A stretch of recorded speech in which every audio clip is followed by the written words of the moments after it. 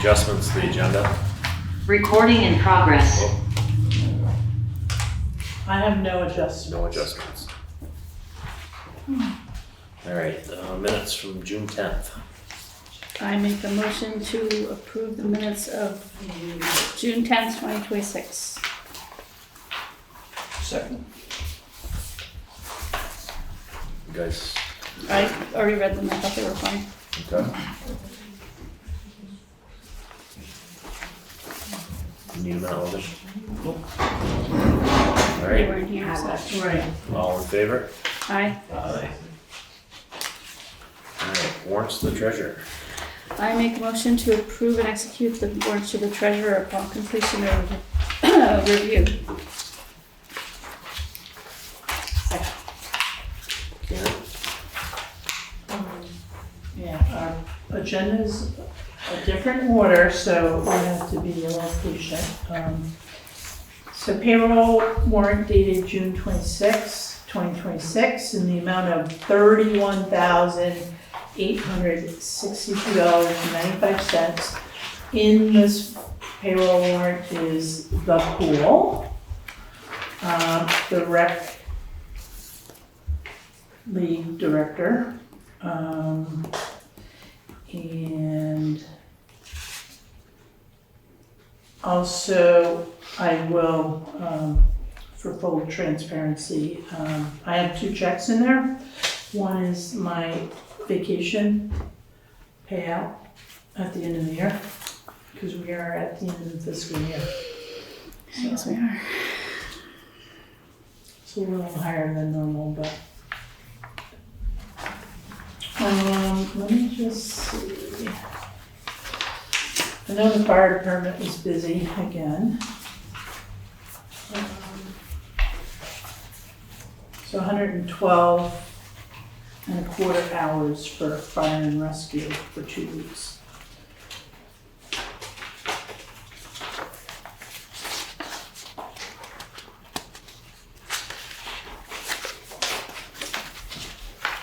Looks good to me. Okay. Everybody else good? All in favor? We haven't done, Oh, whoops. the other you one. wanted it. Payables, I'm a little slow tonight, sorry, Eric. I'll get you going. June 13 through June 26, 2026 counts payable in the amount of $133,032.79. Of that, $24,066.35 is for FY27. This warrant also, Dodson Flinker, they had 2 invoices totaling $15,537. They're the consultant doing the comprehensive village plan. And part of that is paid through a grant. Most of that will be paid through a grant. And we also paid out our sand to Babs, that's on page 3, in the amount of $8,554.77, so a total of 2,569 yards of sand that we truck in the spring from the carpenter pit to the highway department for stockpiling for next winter. Don't say that word. I know. I can't believe we're at the end of June already. Yep. Law offices of Salmon and Nostrum, $6,460. Those are appeals that are still in process.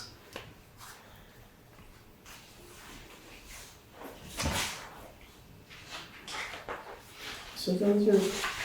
Karen, the transformer Oh, for the pump station, we get reimbursed for that? Or do we foot the bill for that? I'll have a conversation.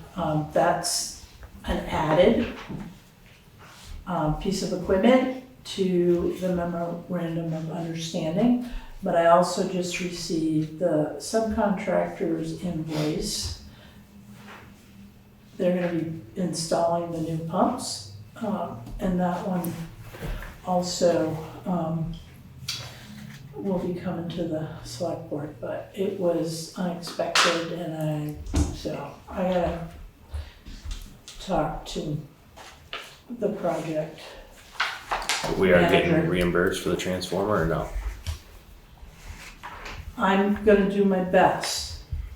So, and I just wanna say too, with Green Mountain Power, this transformer, which was $17,802 and some odd cents.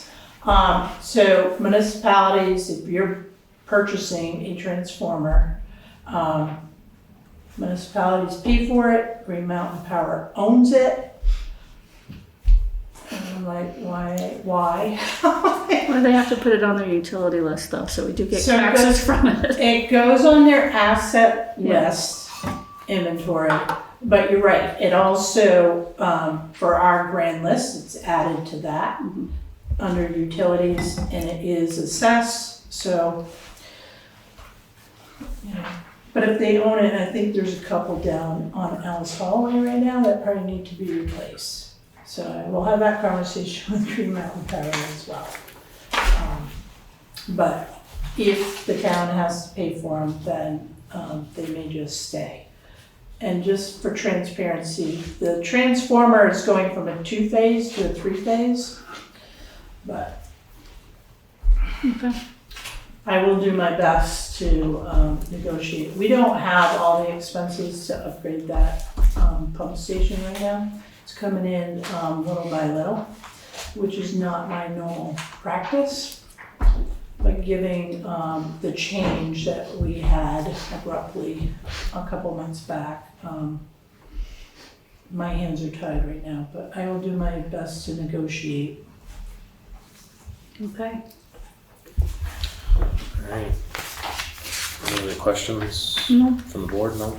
All in favor? Aye. Chairman, Yes, Mr. Chairman. concerning that transformer, this is Green Mountain Power, and a lot of what they do is tariffed. In other words, it is approved by the Vermont Public Utilities Commission. I would take the liberty of suggesting to our town manager that she consult the clerk of the commission, Susan Hudson, who is extremely helpful, as to whether there is a tariff for this, because if so, that will tell you exactly how it should be, which you can compare to how they are, so to speak, quoting it. Thank you, Mr. Fairman. Chen? May I say I was really grateful that you mentioned about the townspeople paying for this, and we are part of the stakeholders in our electrical system, and as we're seeing these data centers, we're seeing a possibility of one in Vernon, which we must prohibit because of their damning environmental costs, and we're seeing things like in Lake Tahoe, where the ratepayers have been notified that after March 27th, there will be no electricity even for them to draw down from, because it's all going to a data center. So this is something that Vermont can protect itself against. Maine has already banned it, and I think we ought to be proactive to do so, because they're talking about Vernon right now, reconfiguring that. And one of the ways that we can address that is to file an involuntary bankruptcy against Green Mountain Power should it use our assets and become involved with something that's so incredibly damning to our common good. And I thank you for the opportunity to comment, and thank you for that comment, Karen. Thank you. Thank you. Alright, select board announcements. I have a bunch. I've got this card that has not been opened yet. That has, I assume it's a card. It's addressed to the Putney Selectboard care of Karen Astley. So. Uh-oh, this is risky. Da, da, da, da. That's why I didn't open it. I know. It's your name is Could on be it. anything. I can't open it. Wow. Okay, sorry. I'm totally destroying the envelope. All right. I'm thinking it's possible. I hope. Okay, there's a chicken hen on the front of it, and it says, "We've got something to strut about, and so do you."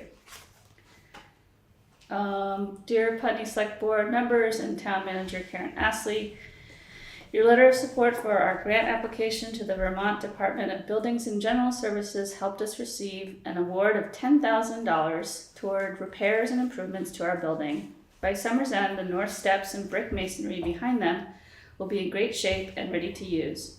Thank you for lending your support to these important projects. On behalf of the Putney Community Center Board of Trustees, is Christine Courtier? I think that's her name. I think that's who signed it. Well, anyway, that's nice. We got an email from Tim Jones, who works for Green Mountain Power. It says, "Good morning, Karen. Hope all is well. Stay cool today. I'm writing to confirm that GMP has made the difficult decision to hold the Putney projects from our FY26 lineup based on timing and budget to close this phase of the program, banning Putney Mountain and Aiken. Our plans for FY27 and beyond are under development.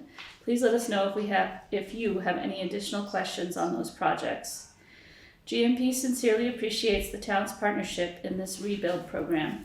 I believe we have addressed any outstanding field issues, but please let us know if there's anything else we need to cover. Thanks again and have a great summer." Oh, and then this is an announcement. There is a public hearing. This is actually, Margaret would know more about this. There's a public hearing on the 75 plus ways to protect and restore water quality in the West Williams and Saxtons Rivers Basin. First one was on June 23rd. We've missed that one, but the second one is tomorrow at 6 p.m. in person at the Londonderry Town Office or online, virtual. It's about the tactical basin plan for the West Williams and Saxtons River Basin will guide clean water efforts for the next 5 years. So if that's something that is of concern to people, they should be at that meeting. And I think that was everything. I just want to note with that state of Vermont, so the Conservation Commission has that same email, and I Okay. shared it with the Wilson Wetlands. Yeah.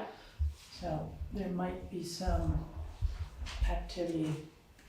It would be great if a representative could come out. Okay. Right. I'm not. I can't go myself, but ironically, because it's in Londonderry. Alright, that it? That was it Good. that I had. Public comments on items not on the agenda. So Housing Solutions Task Force. You wanna do public comments first? Oh, sorry. Jumping ahead. So this is your meeting, I'm sorry. Shall I? Emily. Get her done? Hi, everyone. How are you? I'm going to give you a... You just state your name, Emily, please. My name is Emily Payton. I live at 33 Bellows Falls Road. Thank you. Here you go. I'm giving just one copy today, and I'm not going to read the whole thing. Where do you want me to stand? You want to Right there. Right there, okay. So everybody here, for your information, I've been presenting the select board in person today with an affidavit and notice of default that's over 100 points long. It's long because it's specific. It leaves no room for doubt. It covers everything. For the record, I've been notifying the select board for some time, I think since September, looking for the constitutional basis of property tax. And I'm going to try to make this quick. I keep being afraid you're going to do that. Yeah, you're doing that. So anyway, I'm here. Well, we won't talk about that. Anyway, I'm here to do exactly what the Constitution tells us to do. In Article 20, the people are to instruct our representatives when they are not administering the Constitution properly. So that's what I'm doing. So I am instructing and placing this matter on the public record because the Putney Select Board has failed to verify any constitutional authority to assess, charge, enforce, or coercively collect property tax upon my property. I've issued declaratory demands. I've asked whether the right to own property in Vermont has been repealed, and upon my 3 minutes, I'm going to skip ahead. Let's see. So, as we know, my notices haven't been rebutted. I've asked you in person. You haven't rebutted any of the points that I make. So by failing to verify authority, failing to assert any constitutional right, failing to assert superior titles, failing to assert delegated authority, and failing to rebut after notice and opportunity to cure, the Putney Select Board has waived any unrevealed, presumed, or later asserted claim of authority to assess, charge, enforce, or coercively collect property tax on 33 Bells Bowl Road.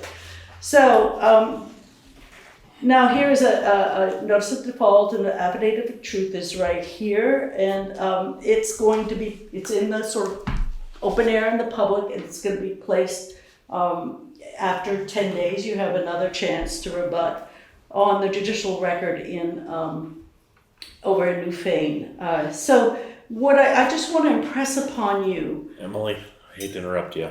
We're at 3. We're at 3. Can I finish one sentence? 1 sentence. 3 minutes is it. You gotta stay to a standard. Well, wait a second. I'm going to finish the sentence because it's respectful. Okay. And then I'll leave. Okay. So, to continue, what you're doing is you could be charged with conspiracy against rights, 18 U.S.C. 241, and deprivation of rights under color of law. So I just want to be clear. I want you to be clear, and I've asked you to remove my property from the tax rolls. And I'll be here again. If you don't, we'll move towards addressing it. But I think that's really a problem there. But I'm trying to respect and work together because we all inherited this mess. Appreciate We're all that. got to get out together. Thank you. Any other public comment? Ruby. Ruby McAdoo. I'm the chair, or the coordinator of Putney Community Cares. I just wanted to acknowledge we had a really great community event. The community nurse hosted a dinner honoring a meet and greet with the Putney Fire and Rescue, and it was really well attended. It was great to see a lot, some select board members who were there who also are on the fire department, and so I just wanted to let the select board know that it was really a lovely event. I hope that it's something that we can do more of in terms of getting people in the room with people who are serving on the fire department and just rubbing shoulders. It's nice, and that was all due to the community nurses' work in terms of community building. So thank you to Kurt Wolfile, our community nurse, but also thank you to Putney Fire and Rescue. That's all. Thank you. So Marcella has public comment as well. Okay. That's a very interesting. So I can start timing. This is a 3 minute. Yes. Okay. Yes. All We're right. gonna Just be making we're sure. gonna power through this. Okay. Thank you. All right. Well, we just wanted to come back. My name's Marcella. We're at 10:40. We're with the Putney Housing Solutions Task Force. We made a commitment to come quarterly, report back our work, and we have not been here since last year. So I apologize, and we're all doing the best we can. I just had a few things that I wanted to point out that we've learned in the last year that I think would be important, and there's links in the report that I submitted.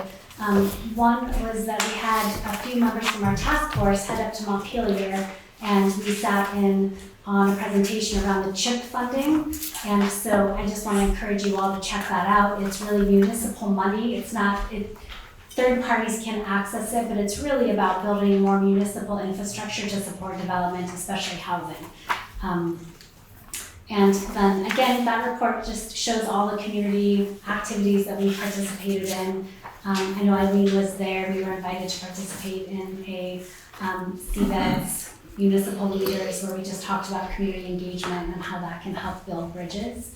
The last thing I want to say, because Bert has really taken the lead this year in working on our housing development fund, but I just want to go back to what was suggested by VCRD as a way to keep building stronger advocacy for housing in Putney, and that was to clearly define roles, to identify shared goals and move in the same direction, to keep regular connection and check-ins among all housing advocates and municipal bodies, and to keep trust building, working in collaboration and navigating conflict. Their cute little phrases, move in the speed of trust.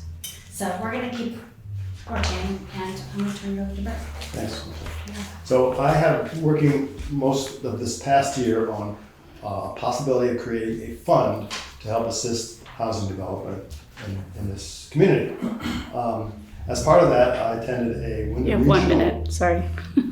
Can we get Keep going, don't stop. Three? You got it. As part of this, I He did gets it. He gets 3. There you go. Okay. Yeah. Fair enough. Got that. Sorry. Start the clock. We're new here. Okay, so I attended as part of this Windham Regional Commission seminar just last week, which had the amazing title of "What Can Towns Do to Help Create Housing?" Right to the point. So I'm just going to read very quickly there's the summary, and it's on the sheet, but I just want to go over it. So towns can provide buildings or land that the town owns, establish revolving loan funds for housing, consider tax stabilization or abatement for new construction, decrease requirements for permitting, liberalize zoning regulations to allow denser development, provide new infrastructure if needed, like, let's say in our town, extending water and sewer or road building, or even internet access. And sign on to a new program that the state has developed, 10 new housing units for infill development for small villages, that if they are pre-certified by the town, can short-circuit the requirement for permitting in a lot of ways because they've been approved by the state. And if the town signs up for that, that will accelerate the permitting process. That's called 8012 Homes out of Homes for All. Okay? But I want to spend my remaining 1 minute just mentioning my efforts to form a fund, which have been difficult. I've worked on this for a year. I've met with 6 different nonprofits, all of which would think it's a great idea, but whether they don't have enough structure for us to help us, or a variety of other issues. All I can say is that we've built a lot of bridges, and there's a lot of people involved. I've spoken to, I don't know how many organizations, state organizations, Vermont Community Foundation, lots of different people. I'm much more knowledgeable than I was about all the impediments. But we do have a meeting and a positive feeling about Windham Windsor Housing Trust. And I know there's been some controversies about Windham Windsor Housing Trust, but they have programs that can be helpful for small individual developers. And they are very interested in helping us do that, small infill projects.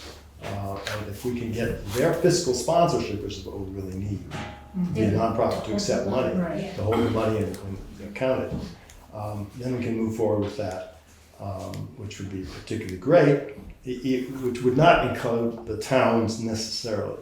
Okay. But I just present to you the possibility that there are other towns that have done this. I was just looking into the town or city of Montpelier, which has a very well-oiled housing development fund that assists Windham, Windsor, and other gaps in the housing funding problem. So there are templates for this to be done in a town-wide way as well as a private nonprofit way. That's my report. Thank you both. Thank you. Thank you for doing all that work. Sticking in there. Because we had some updates. too. Oh, okay, all right. You want another copy? No, I think one's fine. Any other public comment? Mr. Fairman?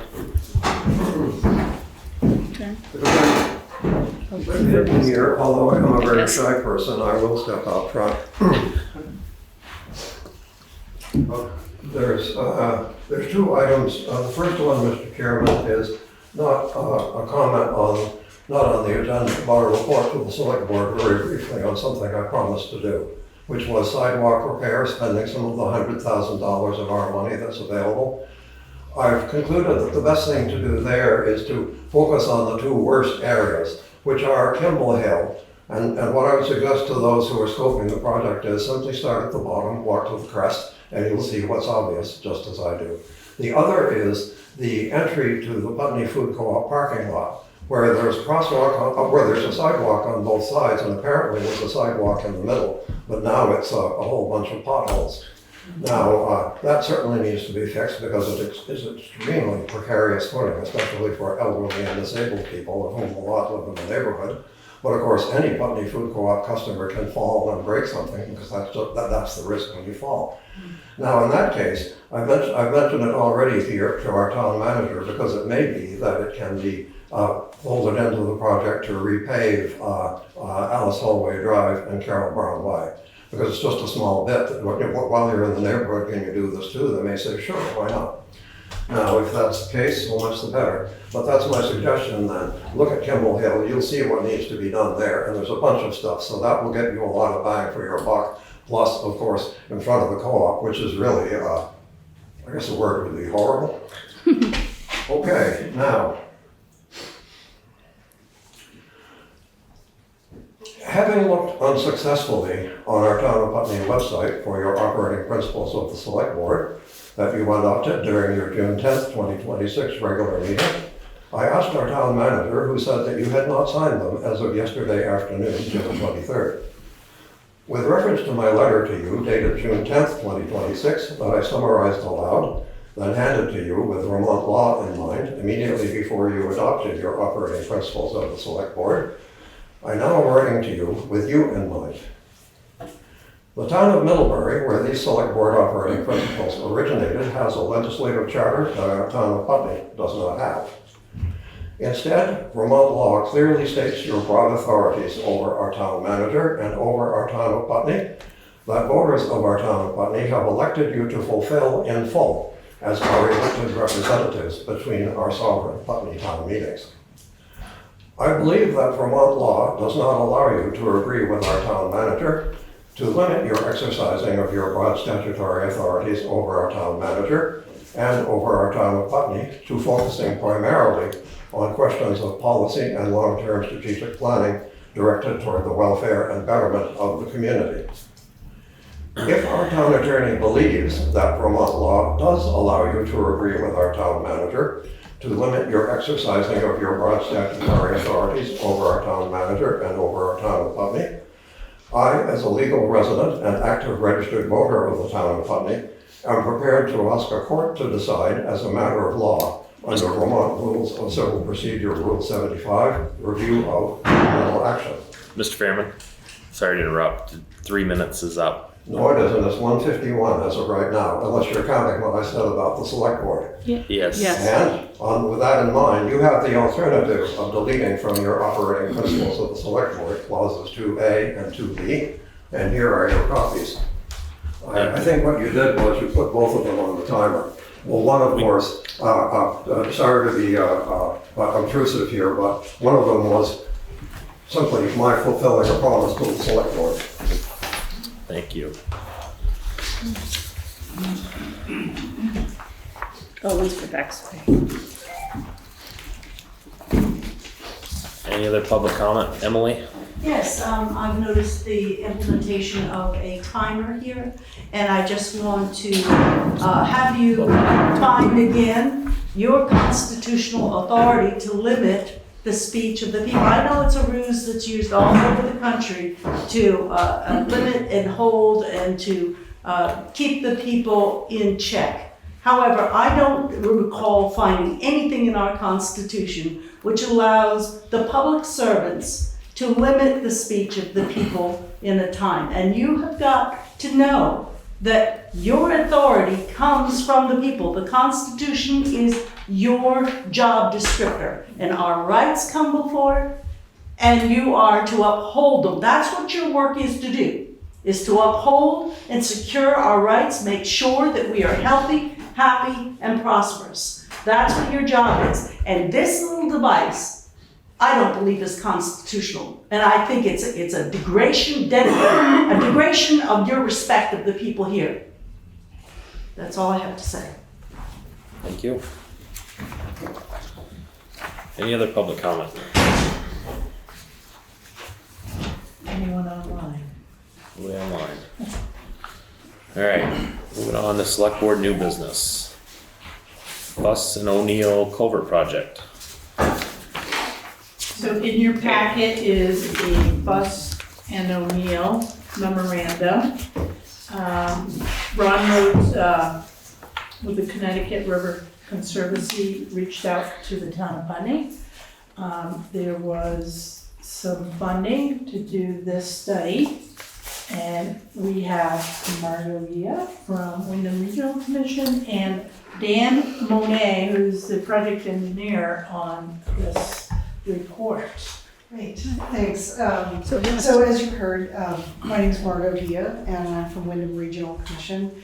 And I work with the Connecticut River Conservancy on a lot of clean water projects, and also along with the state and the towns implementing clean water projects. And the Connecticut River Conservancy several years ago, in collaboration with Leo Will, who is with Vermont Fish and Wildlife, she is a fisheries specialist. The East Putney Brook is a real interest to her because of its wonderful water quality and the movement of fish up and down the Connecticut River, and being able to access the East Putney Brook for spawning for fish that are coming up from Long Island Sound. So she approached Ron Rhodes of Connecticut River Conservancy, who was able to find funding to hire Fuss and O'Neill, who we're going to hear from Daniel in just a minute. But Fuss and O'Neill completed a study looking at they were hired to determine sort of the existing conditions of the culvert. So I should mention, this is a culvert that's right near, locally known as Stella's Hole. It's on East Putney Brook, where South River Road crosses East Putney Brook. So it's kind of there was the original stone arch, and it's historic. And then in 1965 or around then, the new road was put in so that it would be able to pass cars and not over the historic structure. There was also a railroad bridge nearby. So we're going to hear a little bit from Daniel about the study that they completed. But I just want to talk a little bit about the goals when Connecticut River Conservancy hired. So they wanted to look at ways of stabilizing the roadway and the banks to prevent continued erosion. They wanted to look at aquatic organism passage from the Connecticut River up into the East Putney Brook. They wanted to also look at natural sediment transport, especially during high rain events, being able to move water and sediments more easily through a structure, and then improve resiliency. So those were sort of the goals that Connecticut River Conservancy, when they hired Fuss and O'Neill, wanted them to look at. And so the reason that Ron approached you, and the reason I'm here, is because there's a federal funding opportunity. It is a grant called the National Culvert Removal, Replacement, and Restoration Competitive Grant. Very long acronym.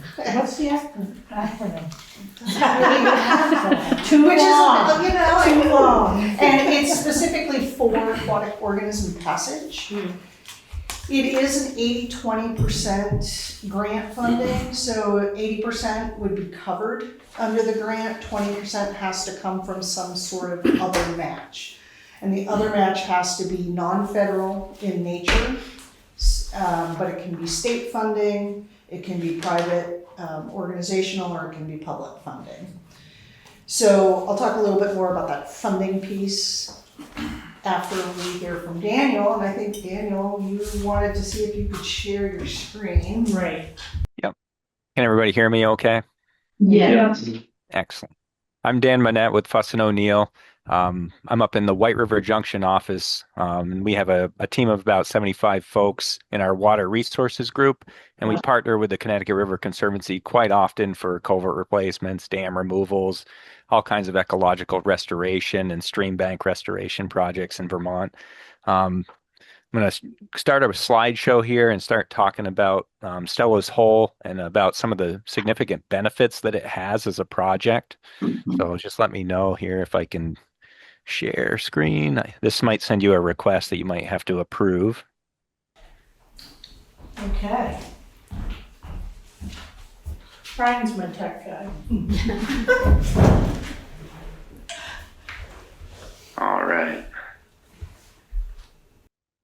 Let me know when you can see this. Let me make the screen bigger. If you do like a full screen. There you go. How's that? Oh, Is that good?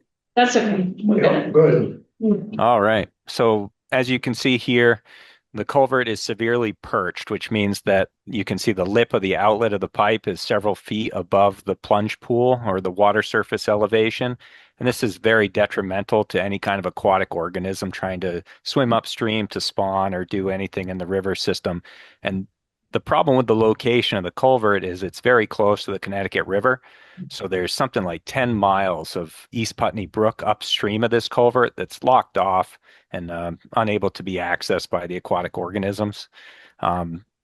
Perching like this happens because of the culvert being undersized. So what happens is you have a high velocity coming through a small opening, and eventually over time it starts to dig a hole. So even if we were to fill in the hole and bring it up to the lip of the culvert and try to carry it down to the next crossing, which is the railroad crossing, every time you have a large storm, it's going to work to undermine that work that you did and build that hole back again.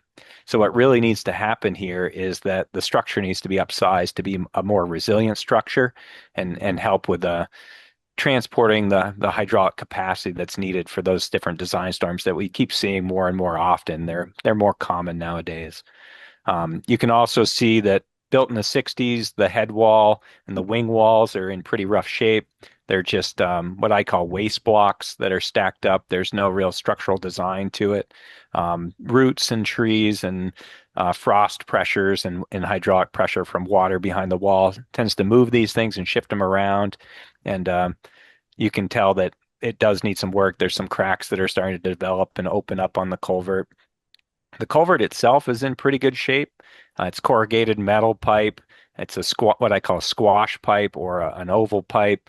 The invert or the bottom of the pipe is in worse shape because that's where it's in contact with water all the time. So that's where the corrosion action's happening.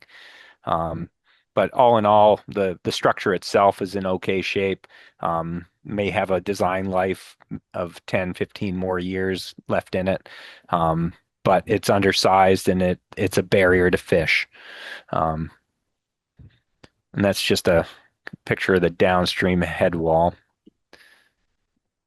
So a little bit of project background and history. I know Margot went over a little bit about it, but there's an historical stone arch bridge that's upstream, and then there's the arch of the train bridge downstream somewhere in the 1902 some time frame in that they built those, and then the road was actually shifted over and built in its current location in the 60s. Also upstream is a breached concrete dam, so I'm not sure if it was an old mill or what the history is on that dam, but the dam failed during a large storm and there's just some remnants in concrete in the stream up above.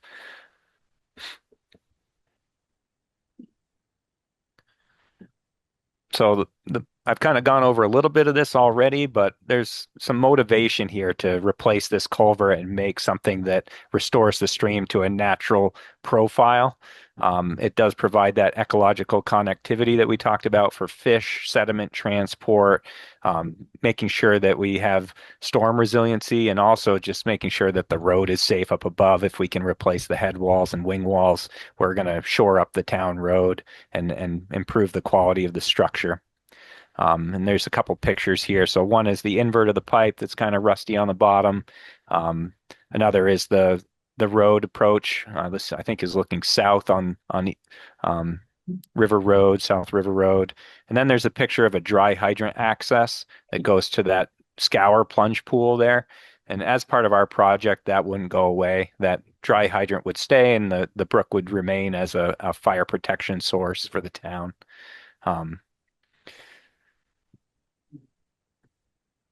So the memo that we put together for the Connecticut River Conservancy for our early study is something that will be an element required for the funding source.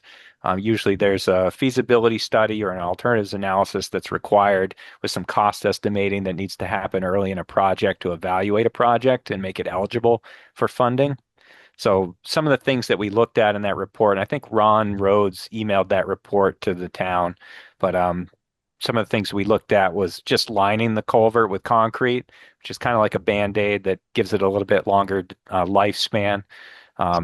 Rehabilitating the headworks and wing walls and leaving the culvert in place. Filling in that scour hole, like I mentioned before, which is also like a temporary fix that's probably going to get washed out again next time we have a large storm with velocities. We also looked at weirs and baffles, which would get rid of that perch condition, like a fish ladder or something like that, that would allow certain species to access the culvert. And then we looked at replacing the culvert with an aluminum arch plate, which is what our selected alternative was for this project. And we also looked at a precast concrete arch or bridge that would go over this instead of aluminized steel, which is what the aluminum plate arch is.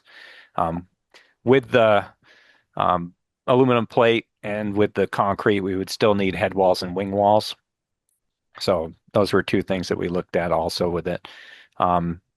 The things that don't work, or the things that were ruled out early on through the memo, was the installing the weirs or baffles.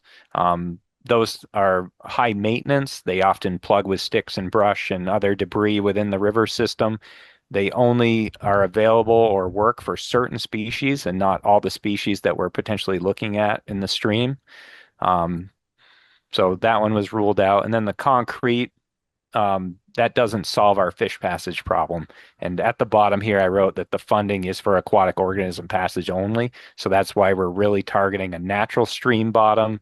We want to make sure that the reference reach of the river, or the alignment of the river and profile of the river, is like a continuous good slope that matches what we have upstream and downstream, so that the fish can go through. And I know that the Putney Falls upstream is also a barrier to some species of fish, but there are others that can pass the falls, and there's avenues and deeper sections of the falls that they can get through. But going back to working with the Fish and Wildlife and working with Vermont Streams to look at this project, there's several species that were identified in the Vermont Wildlife Action Plan, and they were identified as greatest conservation need, which means they're not on the endangered or threatened species list yet, but they are potentially going to get there if we don't start doing stuff to help them soon. So those include shad, American eel, and sea lamprey, especially the sea lamprey, which is having a lot of hard time spawning and getting upstream. We also know that the stream is a habitat for rainbow trout, brook trout, and brown trout, and they're at various stages throughout the stream system. The further upstream you go, you find more brook trout, natural native trout upstream, and further down towards the Connecticut, you start seeing more rainbows and brown trouts.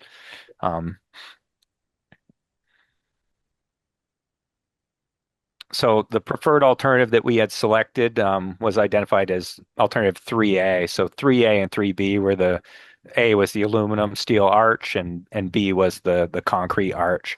But 3A met all the criteria that we're looking for, and it had a lesser price tag when we did our opinion of probable cost for the construction and design and permitting of the structure. And this kind of lists off some of the stuff from my memo that we went through. It gives a design service life. It does provide that organic or aquatic organism passage. It provides sediment transport, a natural stream bottom, and it provides a much longer design life and a safer road crossing in the end. So thank you, Daniel. So I just wanted to just talk a little bit about the funding opportunity. So as Daniel mentioned, that this is a federal grant that is specifically for aquatic organism passage. And the characteristics of the East Putney Brook and this site make it a very attractive project to the federal government. And so just looking at the cost estimates that Fuss and O'Neill put together, so for the replacement with the steel arch with a natural bottom, you're looking at a high end, on the high end, it's like $2.2 million project. But again, at 80%, the match would only be I'm gonna put that one in quotes, $440,000. And on the low end of the cost estimate, it goes down to about $300,000. So you're looking at about $300,000 to $444,000 as a match. Now, Ron of the Connecticut River Conservancy, when he and I were talking, he feels fairly confident that there's funding from the state as well as some of the donors that work with Connecticut River Conservancy to help fund match because of the aquatic organism passage. But that's not a guarantee. I'm just, but he felt like because of the nature of this project, it would likely be an easier sell to find match for that. If you just look at the replacement, or not even the replacement, the rehab of the culvert, which eventually, it's probably not needing the rehab now, but down the road at some point it's going to need it. But in today's dollars, looking at the Fuss and O'Neill, you're looking at a replacement cost of $470,000 to $600,000. And when you're doing a rehab like that, there is no real funding out there to help with those costs. So in a way, it's actually more costly to replace or to rehab it in today's dollars than trying for this funding. The reason the Connecticut River Conservancy can't apply for the funding is because it has to be some form of local or some form of government. So either like the town of Putney could apply, or the Windham Regional could apply and work with you all, but we could be the applicant and manager of the grants. So it could go either way. And it's a really quick turnaround. The deadline for application is July 16th. Of course. Never do we have like 2 months to put together something. So that's why we wanted to just come to you, present this opportunity. I know it's probably not on your highest priority culverts to replace. But again, it's a eventual culvert you will probably have to deal with. But there's funding potential to improve it and at a state that'll probably, and I think the estimates in the Fuss and O'Neill report is that you'll get like 30 to 70 years out of the replacement. So we just wanted to sort of give you that information and just see if there might be potential interest in trying to apply for the funding.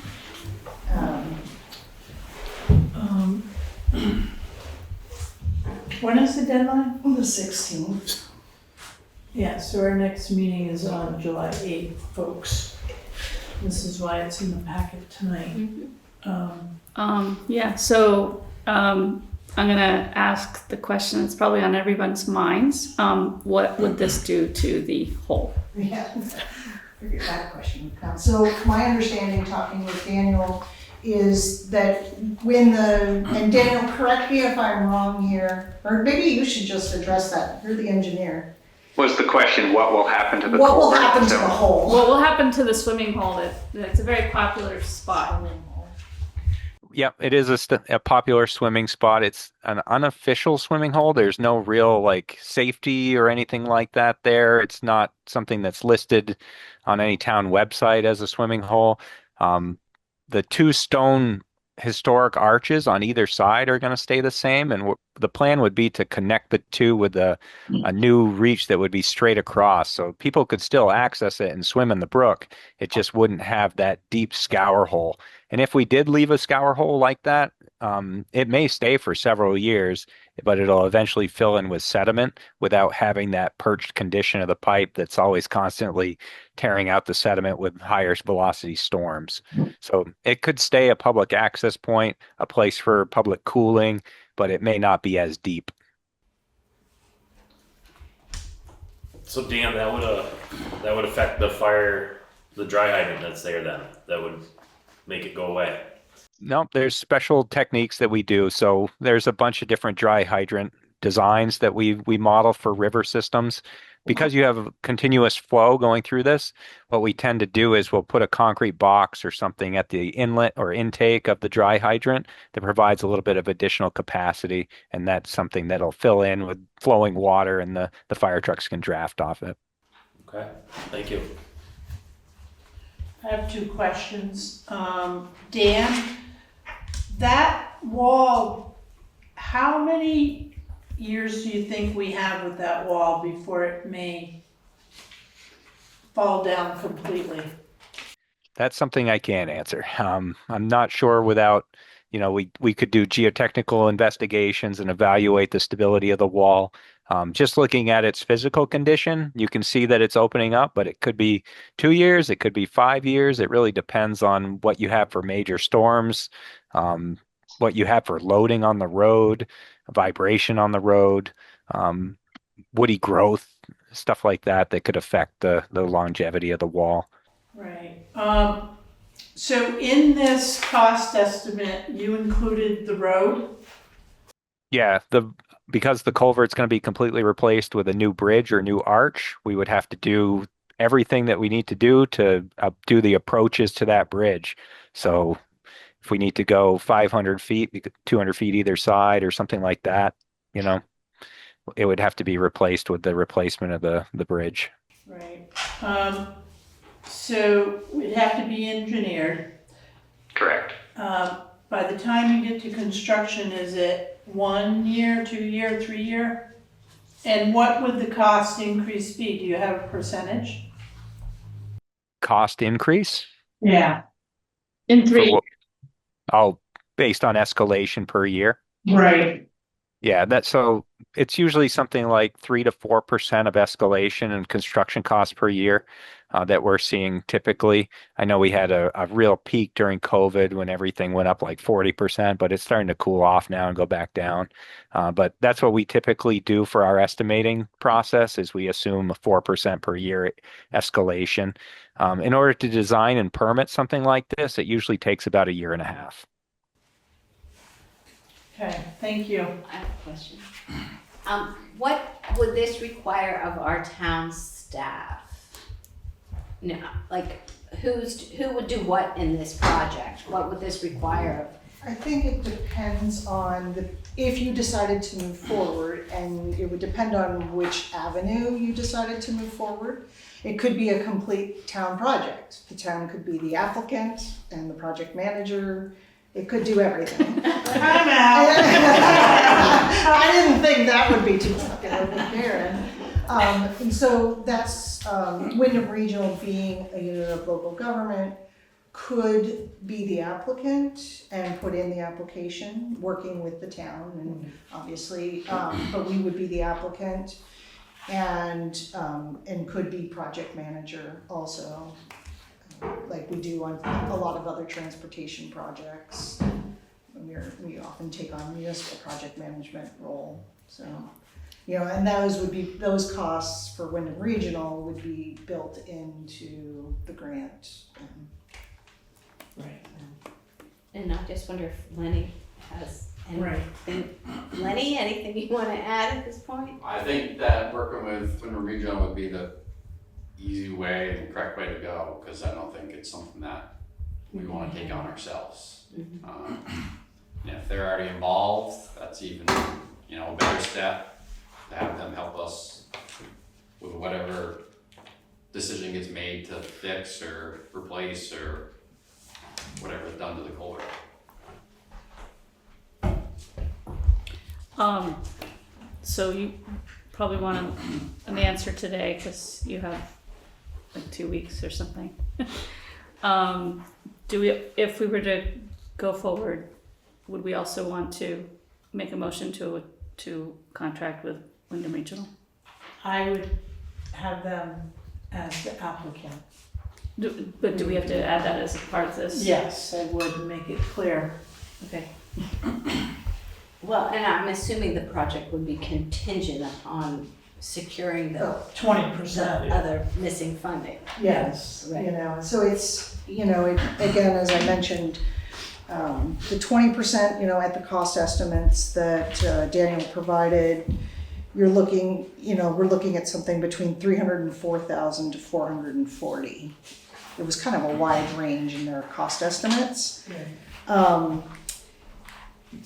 As I said, there's no guarantee that Connecticut River Conservancy or the state would actually put money towards that. Ron, though, felt very confident based on other projects he's seen that there would be funding sources that could act as match. But I want to make sure that you're clear that that would not be a guarantee. Okay. And it can't be federal.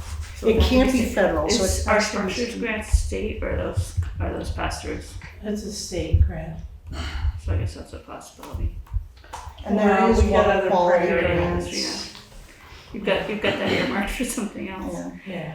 Yeah, There is water quality grants, we could that- potentially stack grants, yeah. yeah. And I think that's would have to be what would happen, like in order to help meet that match. But as you know, with any grant funding, it's not secured. Right. So until you get the grant contract. Right, and so it's obligated. I have another question that has to do with your availability to work on this in this timeline. You know, kind of what would it require of Karen, and do you? You know, that's. Thank you for thinking of my time, Peg. I really appreciate it. Yeah. No, it's, so if we were to move forward, we were granted, so I would work with Lenny.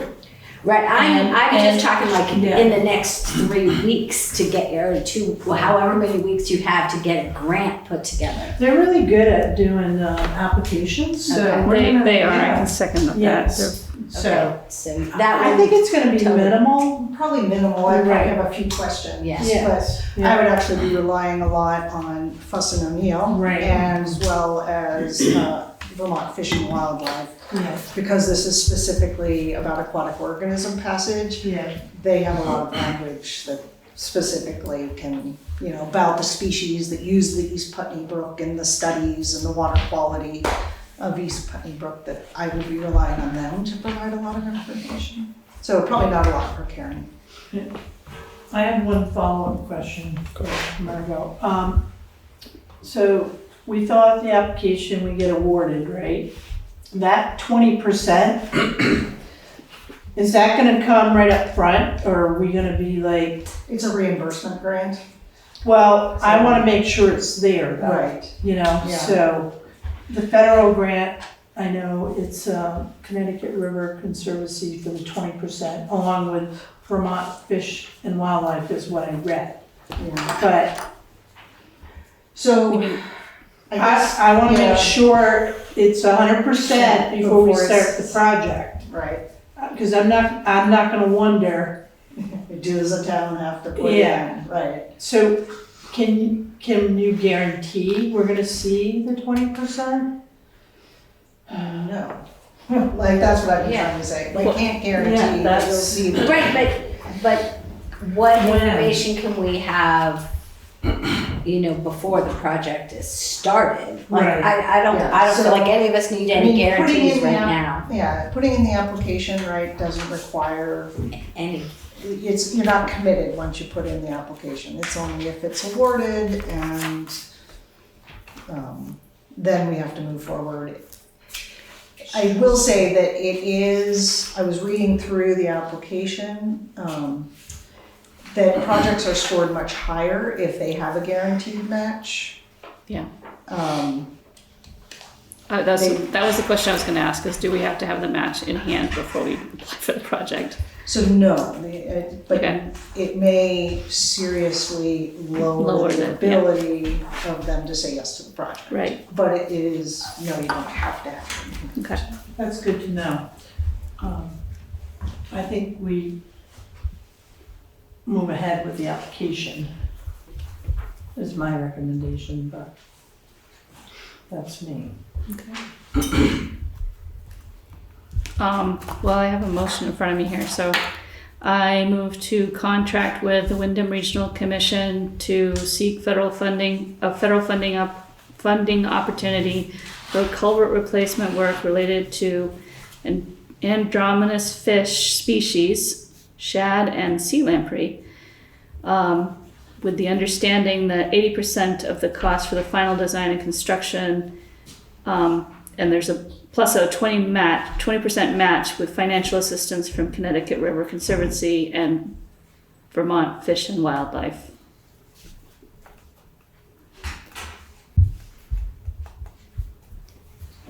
The The match thing is not making reading to me, because we might not even need to have that in there in the motion. We're just approving going forward with the Right. grant. So I was reading off this, so I'll read it again. I move to contract with Windham Regional Commission to seek federal funding opportunity for culvert replacement work related to andromynous fish species, shad and sea lamprey. Can I make one recommendation? That maybe you don't use the word contract, Yeah. because that implies like a Employ? voluntary Use? collaborate with. Collaborate? or- yeah. I'm just, I want to make it clear that we're giving the authority to. Yeah, Wyndham Regional Commission as the applicant. maybe then. Yeah.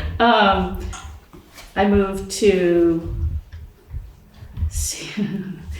seek federal funding, federal funding opportunity for culvert replacement work related to andromynous fish species, shad and sea lamprey with Windham Regional Commission as the applicant. There it is. Did it? Yeah. Okay. Okay, so you're making that motion. I'm making that motion. I'll second the motion. Any public comment? Mr. Chairman? Mr. Chairman, 2 comments and 2 questions. First, our train service came to Brattleboro in 1849. The line was being built northward to Bellas Falls and likely was already under construction here in Putney. So that viaduct down there probably dates from more like 1848 to 1851, not 1902, and certainly is historic. Concerning the matching, if an 80% grant is available, whoever is going to provide a match is going to be highly motivated to do so, because otherwise the 80% grant is meaningless and the environmental benefit is lost. Now, my 2 questions are, first, do I understand correctly that for the bridge we're talking about, what's on top of it is River Road? That's correct. Okay. So I did not hear anyone mention a flood resiliency, as in how many year flood? What? Is Daniel still on? Yeah, I'm still here. So the question is, will there be hydraulics and hydrology analysis to upsize the culvert for a certain design year storm? Well, my question is, have you already done this? Because flood resiliency is generally part of a design for something you put in a water course. No, but we will have to do an H&H analysis to design the bridge, to design the crossing, and we typically use a 100-year storm for that design. Okay, so do I understand correctly that your current design, you believe, is appropriate for a 100-year flood? There is no design yet. This is a feasibility study looking at alternatives. Thank you. Heather? I'm just curious on whether this locks us into be that there's no design, any of the 3 designs, looking at a good, better, best. The fish ladderway kind of offered more in keeping with kind of the unofficial recreation services, as well as keeping the dry hydrant in its capacity is where it is. as well as offering travel to more than less of the fish that they're looking to keep. So are we locked into one culvert style if we do this? When you say culvert style, what we were looking for is an open bottom structure, something with a natural stream bed for the fish species that we're looking for. If we do a fish ladder, it's going to limit it to maybe 1 or 2 species, and it's not going to address the target species that really the grant funding is for, which is the sea lamprey. So you may not get the grant if you do a fish ladder. Right, I think we were clear that we were talking about the open bed. Yeah. And that's what I'm asking is, are we Yeah. locking into that, thereby filling in that hole and cutting gallonage for the dry hydrant, decimating any, non-official recreation? I do believe Yep, that that's is what where we're going. Where we're going, yeah. And there are options for recreation that can be something that's town funded on the side if we want improved access to the stream. Currently, there's a parking area that blocks the dry hydrant, which is kind of an illegal parking place anyways for Stella's Hole. But there is definitely something that we could do to improve access to the stream bed. But the final product would be a natural stream and not a giant hole.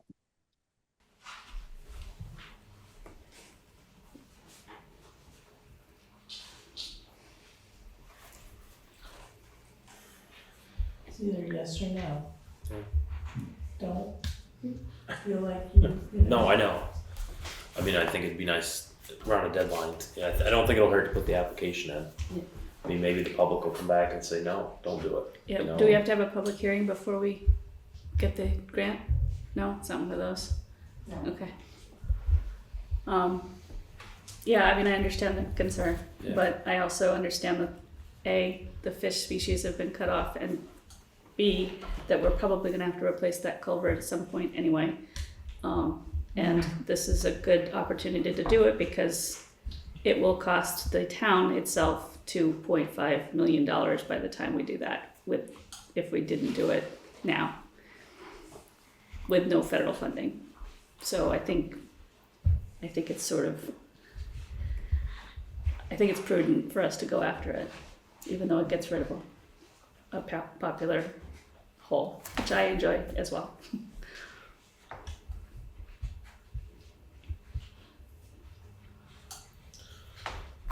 All in favor? Aye.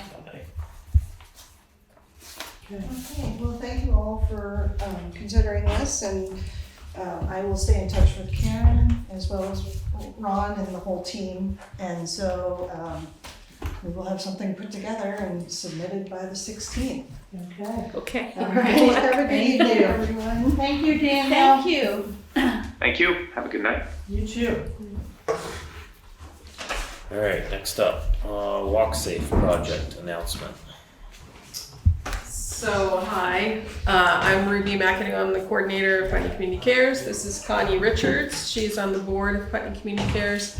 We're here to announce and to let the select board and the town know that Putney Community Cares is really happy to report that we received an AARP Community Challenge grant of $15,000. It's one of their flagship grants, and the purpose of the grant is to use the walk audit findings. We had a walk audit in the last year to identify pedestrian safety improvements, including crosswalk testing, benches, signage, and traffic calming. And that effort will improve walkability in the busy downtown area for residents of all ages.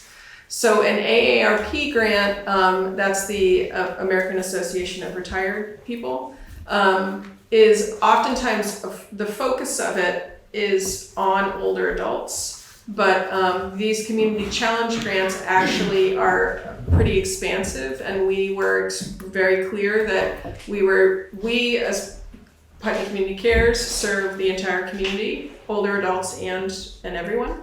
And so this effort is for, the benefit of the entire town. So we're really excited about that. That $15,000 is something that we we're very thankful to have the support of the town. Sue Coakley and the Planning Commission wrote a letter of support, in large part because we knew that Putney Community Cares had this vision with WalkSafe Putney of making a pedestrian, improving pedestrian safety, but we can't do it alone. We don't own the town, the streets. We don't, if we wanted to put a bench somewhere, we thought a sign should go up, we really need the town's support in helping to place it, helping to figure out what to do. And so, and it just so happens, as you know, that the Planning Commission is in this critical, moment in terms of overall, planning for the town, for the master plan or whatever it's. Comprehensive village plan. So sorry. Yes, comprehensive village plan.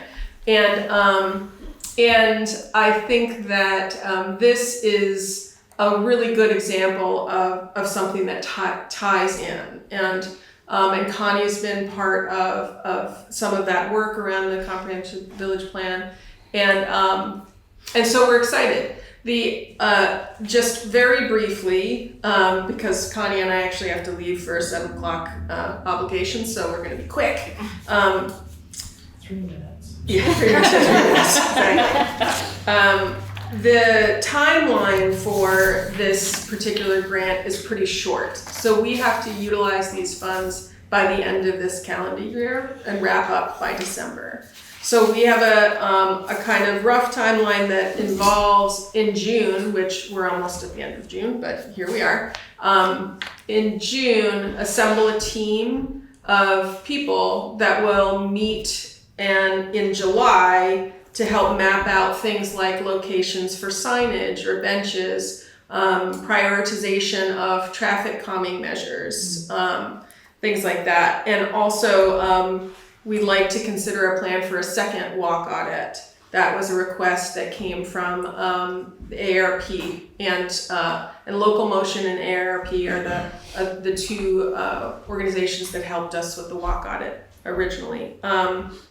We had initially thought that we were going to be collaborating with VTrans to do a speed study, particularly at the bottom of Kimball Hill. But there are a few different levels of the AARP grant, and we got a slightly lower dollar sign. So we asked for 25,000, we got 15. So the VTrans speed study is something we'd like for that team to consider, whether or not, how important is it, should we be finding other funds and doing it, or are we putting a pin in that and just putting it on a shelf for a little while? So that's like July. So our thought is to do that, have a team of people that's asking those questions and helping us do those prioritizations in July. And then in August would be finalizing the purchase of these things, benches, signs, traffic calming stuff. And starting in September would be installation. And if we do an audit, or if we start doing things like a speed study, that would be between September and November. And then in December, we'd be wrapping it up and reporting. So it's a pretty short window. And AARP was, they kind of have always been honest and appreciative about, or honest and kind of apologetic about the short time frame. There's not much they can do. And the reason we're at the end of June when we're announcing this is that they just, publicly announced it today. So we've known about it for weeks, but we've been holding off.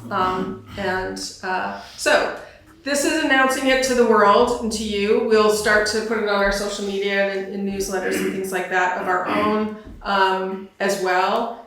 But we are officially asking for the town's participation in a team. It's not a committee of the town. It's not an advisory committee. It's just people coming together to help us prioritize, like, what should we do? And we really do think, and we went to a planning commission meeting as well. We think that it would be really beneficial to have someone from the Planning Commission participate in those meetings. If there's anyone else that, you know, that we, who may walk all the time, you know, things like that. You know, like they're just people in town. We'll put it out on social media as well, like who's interested. The thought that we have, although this can be adjusted depending on availability, is to have 3 meetings in July and have them on the Wednesday alternating from when you guys meet. So have it on the 1st, 3rd, and 5th, because there are 5 Wednesdays in July. Wednesdays. So the 1st, the 15th, and the 29th of July.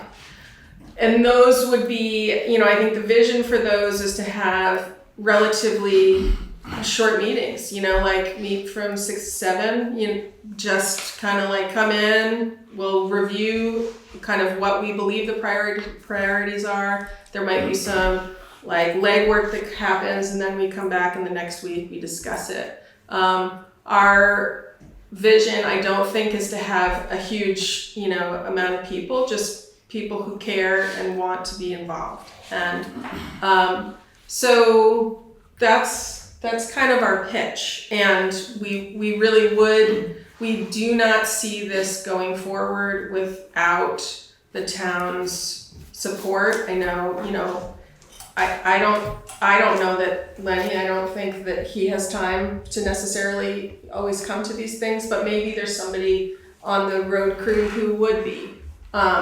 But it would be really nice to have people who are boots on the ground. They know the town, they know the road, they know all of the ins and outs of that. We want those voices, as well as, you know, older adults and everybody in town. Yeah. I have 3 comments. 1, Discover Putney. You should reach out to them. I know there's planning around benches and landscaping, etc. Rod Painmeyer, Bryce Hodgson are 2 people that you should talk to. Kids are important to get their vision in view. We tend to forget about the little humans. And Windham Regional Commission has already done some traffic studies on certain roads in Putney. I have shared that information with the Planning Commission, specifically for this comprehensive village plan. So it's unfortunate that plan's not going to be out before all of your work's going to be done, because that would have been an enhancement with less probably work. But I see a lot of duplication. We're all spending energy trying to get to the same end result, and we're not combining, you know, what we have already, and it's unfortunate. Can I speak to that? Because I hear that and I feel that sometimes, but in this particular effort, I think the Planning Commission has been very deliberate in their outreach, and we entered into this grant after consulting with the Planning Commission and knowing about what was happening. And so the way I think about this is not necessarily that this is duplication, but more that as the comprehensive village plan proceeds, it sounds like there is a desire for groups like ours to rise up, to bubble up, to do initiatives that dovetail with or align with the comprehensive village plan. And I think what we see, and we've known all along, is this is absolutely one of them. You know, so the place where I want to be sure that there's not that duplication is around, for example, benches. Right. You know, so if we envision 2 benches and the Discover Putney is already implementing 3, So maybe we reallocate those funds, or is there a bench in a different area? Right. Or can we, how can we help? And so Yeah. I think that's really good advice around Discover Putney particularly. Yes. And inviting them to, our hope is that these meetings will be, it's just a flash in the pan. It's just it's just focused, trying to get it done, and it's not an ongoing commitment. Right, and that amount of money, you'll get a couple great projects done and move us that much further, like it's not like all the projects are gonna be, funded with this small grant. So it's, to me, it's super exciting. Are we talking about Kimball Hill specifically, or? So the areas that were part of this grant involved Old Route 5 and particularly traffic calming there, things like temporary speed bumps. Yeah. And signage that has like the miles per hour. I can't remember what those are called. Rapid something. Radar. I don't know. Yeah, like a miles per hour thing that says you're going this.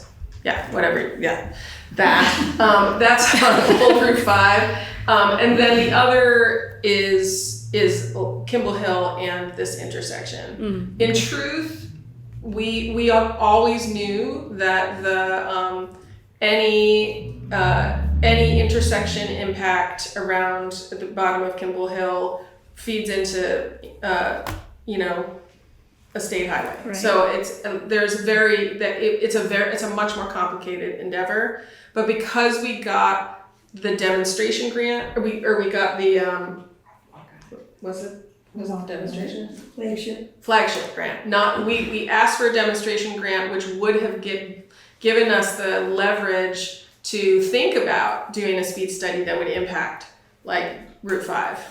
We didn't get that. We got the flagship grant, which changes things, and that's part of what we like this team to consider. Like, what should our priority be entirely Old Route 5, or are we talking about Old Route 5 and then walkable, like rather than signage, benches and other efforts all along Route 5?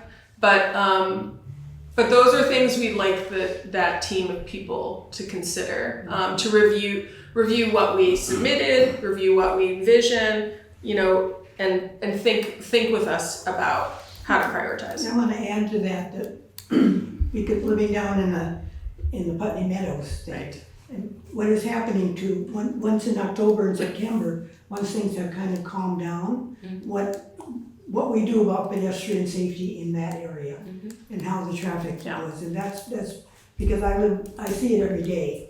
And so, and that's actually a good reminder. Thank you, Connie. I think that we're very mindful of the fact that there's the structure, the Carol Brown structure is going to intrinsically change everything. Like about who's walking, the flow, of traffic, the flow of foot traffic.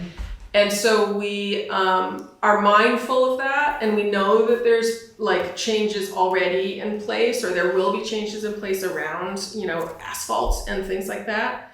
So I don't think that our efforts are trying to have some huge impact, but we would like to, make sure that the walk study is like in mind. Think about how that, that whole loop, the walkability from the new structure all the way down, particularly on Old Route 5, but on Route 5 as well. The walk study had some findings and results and recommendations. And so that's what we used that to write this grant. And so and most of that was Old Route 5, but it also kind of looped around and involved in front of the co-op. Okay. So in terms of duplicity, Karen? What was that? In terms of duplicity, making sure that we keep communicating with how that whole thing is going to be changing, and so that we can participate in making good decisions about what to do. Yeah. Any comments from the board? Not yet. Public comment, Sue? Yeah, first of all, I just want to thank Putney Community Cares for doing this work in the walk audit. And the Planning Commission, the timing, frankly, with the comprehensive village plan is quite good. And we've been trying to be diligent to make sure that we incorporate what Putney Community Cares has been learning into the comprehensive village plan research as well as the recommendations. So the walk audit has been provided to the consultant, and a lot of the discussion has been about pedestrian safety. That's certainly a top priority in the comprehensive village plan. So our hope, and what we said to Ruby and Connie, that we would really like that plan to reflect their top recommendations of things that can be done beyond $15,000, right? What are those things? Because when we're done with the comprehensive village plan, it will set priorities for things to do, for the village and town. And because it's a municipal grant funded project, it has priority for getting funding from the state to do the projects. So we think the timing is actually pretty good in terms of a number of recommendations, and we've already had our ear to the ground. So we're trying to actually use synergy between the two efforts at the moment. And I want to just appreciate something that Ruby was highlighting is the need for community initiatives to move forward a number of projects, because when the comprehensive village plan is done, and we will have an action plan, it will include community involvement to get it done. It can't just be done by the town manager or the Planning Commission chair. Or the planning commission chair. It really does take community initiatives to do that. So I think the timing is quite good, and we'll do our very best to try to incorporate things in. And we do have some of the same folks that have been recommended here to inform benches, for example, that are on the Comprehensive Village Plan Committee, and we've asked them to bring those ideas into it. So I think we're working together pretty well, so I think there's some good synchronization going on. And I really do appreciate the work that Putney Community Cares is doing to make sure these things move forward and engage a different part of the community to make it happen. And I have offered that a planning commission member will be happy to be on their committee, so we can make sure that we're integrating these things well and provide support where we can. I just want to add one last thing. As I talk to people, traffic calming is what keeps coming up. This is a great concern to people in terms of the pedestrian safety, more so than whether the sidewalks are in perfect condition. So I put that out there because we all are working on, and I know there are some things that the select board can decide about doing some of that work. So gathering more information on that and bringing it to you and making some traffic calming decisions. That's what I hope. Thank you, Connie. Mr. Fairman. Mr. Chairman, 2 comments and a question. First comment, pedestrian safety, of course, is standalone. There's really no question of duplication here. It is something that is important regardless of how you state it. Regarding signage, this new group may find that, as was the case with the signage for the crosswalk at Putney Landing, at Putney Meadows, that signage is mandatory under federal standards that are enforced by the state of Vermont. And in that case, of course, the town of Putney will be obliged to pay for that signage. The question is, I suppose to Ms. McAdoo, is any matching funding required? There is no matching funding required, no. So the $15,000 that we've received is envisioned to support this grant. We wrote the grant with some in-kind support kind of developed that met, I can't remember if there was a matching requirement, but if there was, we met it through in-kind support from Putney Community Cares. So there's no additional match that's required. Thank you. Well, I mean, I support this. I support us getting money for things. What do you need from us? So I think what and I don't necessarily think we need it to, like, there's no motion that we're envisioning that select board needs to make. But we're really asking for people to step forward, particularly from the planning commission, from the highway department, or any aspect of the town, to serve on this team that would be meeting in July. Do you need somebody to identify themselves now, or can we like? I think if kind of if promise someone to wanted show- to identify themselves show- now, but I don't. My sense is that people need more time to chew over it. But we knew that today we needed to announce this publicly, and so that's really what this is. And at the same time, we're putting out there that this is a need. Okay. How many people are you looking for? We are pretty open and flexible on that point. We have 2 or 3 people already who are coming from Putney Community Cares. Our hope is that there would be at least one person from the Planning Commission, possibly 2 or so people from the community. Mm-hmm. I think that's a really good idea around kids. We might grab a few kids, so maybe it's 10 people. And those meetings would involve review, like there would be some pretty clear visuals and review of options and things so that we can start to prioritize. So our hope is that we can be pretty streamlined. We're not, and it's $15,000, it's like, that's what we're talking about. So it's not a planning commission thing, it's not the comprehensive village plan. It is this one little project. Yeah. So, so that's what that would be. Heather? Just wondering if you considered reaching out to the local walking group set up through the library. Mm-hmm. We have, and we will again. They were kind of a part of our outreach and thinking around when we first structured the grant. So we will reach out to them as well. We also, envision putting out an announcement about this grant and inviting anyone who's interested in participating to step forward and let us know as soon as possible, because I don't think that this is not like if it turned into 15 or 20 people, it's 15 or 20 people. This is not about decision making. It's really just like trying to take temperature and like help with thinking about how to move forward. But yeah, so that's where we're at. Sounds good. So Yeah. it sounds like you're going to get plenty of representation, is my guess, and that you'll be back if there are things particular to town support. Yeah.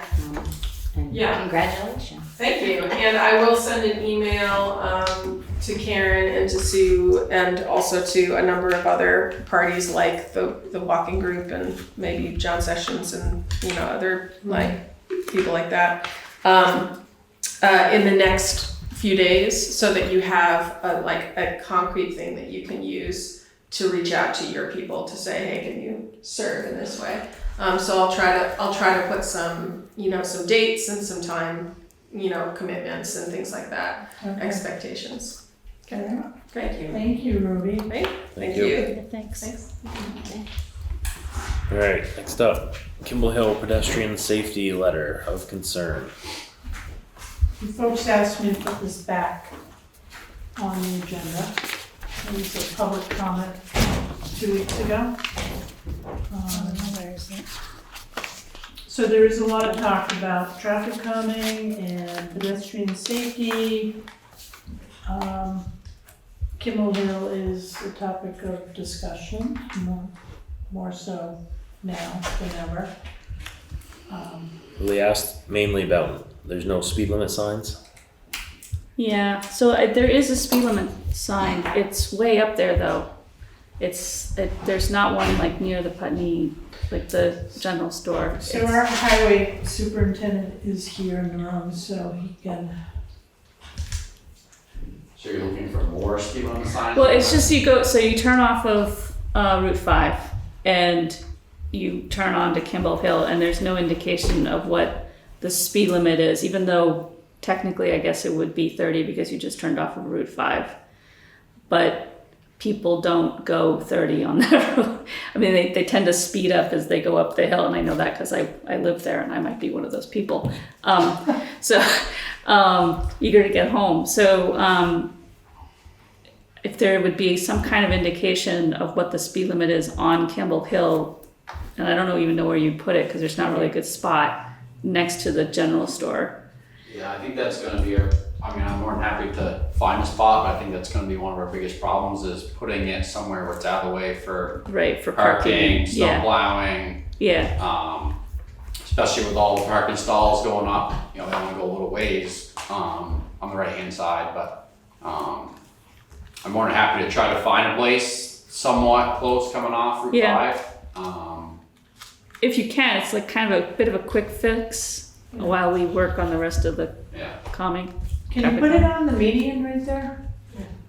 Yeah, right on. We can. Right, you put it on the. It's just gonna be, it's sure, the sign, having a sign there is better than nothing, but the median, it's technically going up Kimball Hill, should be on the right hand side, because that's where people are gonna see it. So a whole lot of people might not see it if it's in the median, because it's gonna be on the left hand side. It's sure, like I said, it's better than having nothing. Like, can we put one of those signs that say "Drive like your kid lives here"? One of those. That was my immediate thought, that there is no indication of what the speed limit is, even though people should know. If they have a driver's license, they should know the rules. And another thing too, to add to that is, we see it every day with putting our road signs out when we're working. We can put all the signs we want, but in reality, people don't read them. Oh, I know that. So that's just another thing to take in is, we can put 15 speed limit signs all the way up Kimball Hill, and half the people or more that drive by it don't even see them. Yeah. So. Well, I wonder about something that's less about the speed and more about, this is our community. Right, this is a residential area. This is a residential area, this is, children at play, I don't know, something that's more that message. I wonder if it would be more effective. I don't know. Maybe. Seems like if the speed limits don't do anything, maybe some of that might. Stop signs don't either, so. There are stop signs in town? Not on that corner. Then the other things were no signs at the crosswalk. I assume the general store crosswalk. Didn't check that out. So just open up the window. With Megan from the state, when we put the crosswalk in at Landmark connecting to Vinegar Lane. The town is not mandatory to put signs up for crosswalks. Because I asked her that was one of my concerns when we put that in, being a brand new crosswalk, should there be signs? Do you have to are liable to put signs up for the crosswalks? And she informed me that the town does not have to put them up. It's just a courtesy thing to do to aware people that there's a crosswalk there. What are you referring to? Across from the old fire station over to Basketville, that crosswalk? No, I was assuming talking about the crosswalk. I assume the one at the general store across within the the bottom letter. of Kimball Hill. Right. So the fact that you're saying we don't have to do it, it's not mandatory. Right. But we so the question is, should we do it, whether it's mandatory or not? Or would it be useful to do it? How effective. Yeah, and also how many signs do we want to put at that Where intersection? Right. Or, I don't know about also I walk that loop a lot. That's my loop. And it's a terrible, the crosswalk from the general store over here to town hall have to go out of my way to stay in the crosswalk. Everybody else, wants to cut. It's just not, it's not it's a very circuitous route to walk. And so I think that's part of the problem there. I don't know what you can do, but everybody who I walk with tries to cut in. They're like, come on, cut over this way. And I'm like, no, stay in the crosswalk. Howard, you must know what I'm talking about, the angle on that crosswalk, No, because you probably don't come down the hill and up the hill. Down from Basketville and up. Which that crosswalk there, that's a state. If you're talking about the one that crosses from Baskerville side. Yeah, no, I'm talking about the one in front of the general Right store. here on Kimball Hill. Yeah, whatever. It's just a problematic crosswalk. So that was, and then the paint lines need to be repainted. Yeah. Can I ask a public question? I noticed in Brattleboro and the state, their pattern for the crosswalk is different than ours. Has that changed? And would it be better with a different pattern? What's the pattern? So out here, it's just like, it's like a rectangle, right? So you got one here, one here, one here. Ours has lines, and then you got hash marks in it. So I'm wondering why the state and Brattleboro has different crosswalk patterns than Putney. We're special. Well, no, we just keep doing the same thing, and I'm wondering, did it change? We don't. I don't know, but that brings it, in the last in-person meeting, there was sidewalks that had been painted like brilliant colors, like Northampton has one, and they made it the pride flag there, but there were other ones that were, they had different colors on them, and they had little figures on them, and it kind of made them fun, to walk on, but they're also more colorful and I assume more visible to motorists. So that's that would be probably more than we would ask our highway department to do. All the colors. That's a lot. But it might be a good community project. Right. I can ask the town of Brattleboro, I can ask Megan from the state. Yeah. Why they do those, if it's a requirement that they do it that way, or it's just a chosen way they do it, I don't know. Like a preference. Research has shown that it's a more effective way. Yeah. I don't know, Yeah. Right. I can ask a question and see. Thank you, Lynn. So, Just building on this conversation, this is again a topic that is a top one in the comprehensive village plan. And this discussion about being consistent in the visual for this is actually a very important one, because people will recognize it versus having to think about what is this when I see it.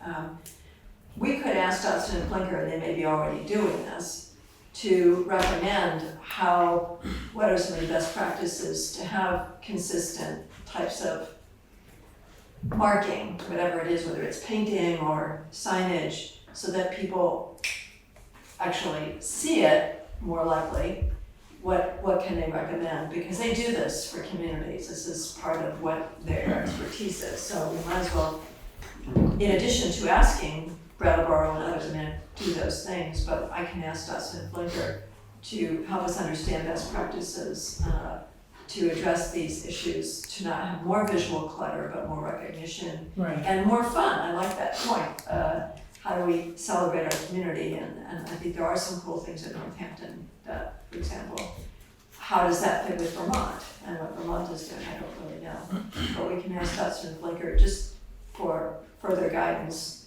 But I know these are issues that they're going to focus in on because of feedback from the community. Mr. Fairman? Mr. Chairman, 2 comments. First one, regarding the speeds on Kimball Hill. People who are heading up Kimball Hill, they have to make a right angle turn to get onto it. So they're almost at a stop. Maybe they are if they have to wait for traffic. Then they're accelerating up the hill. This calms traffic uphill. The problem is with traffic downhill. because we all naturally tend to let the car run out going downhill. And guess what? Physics works.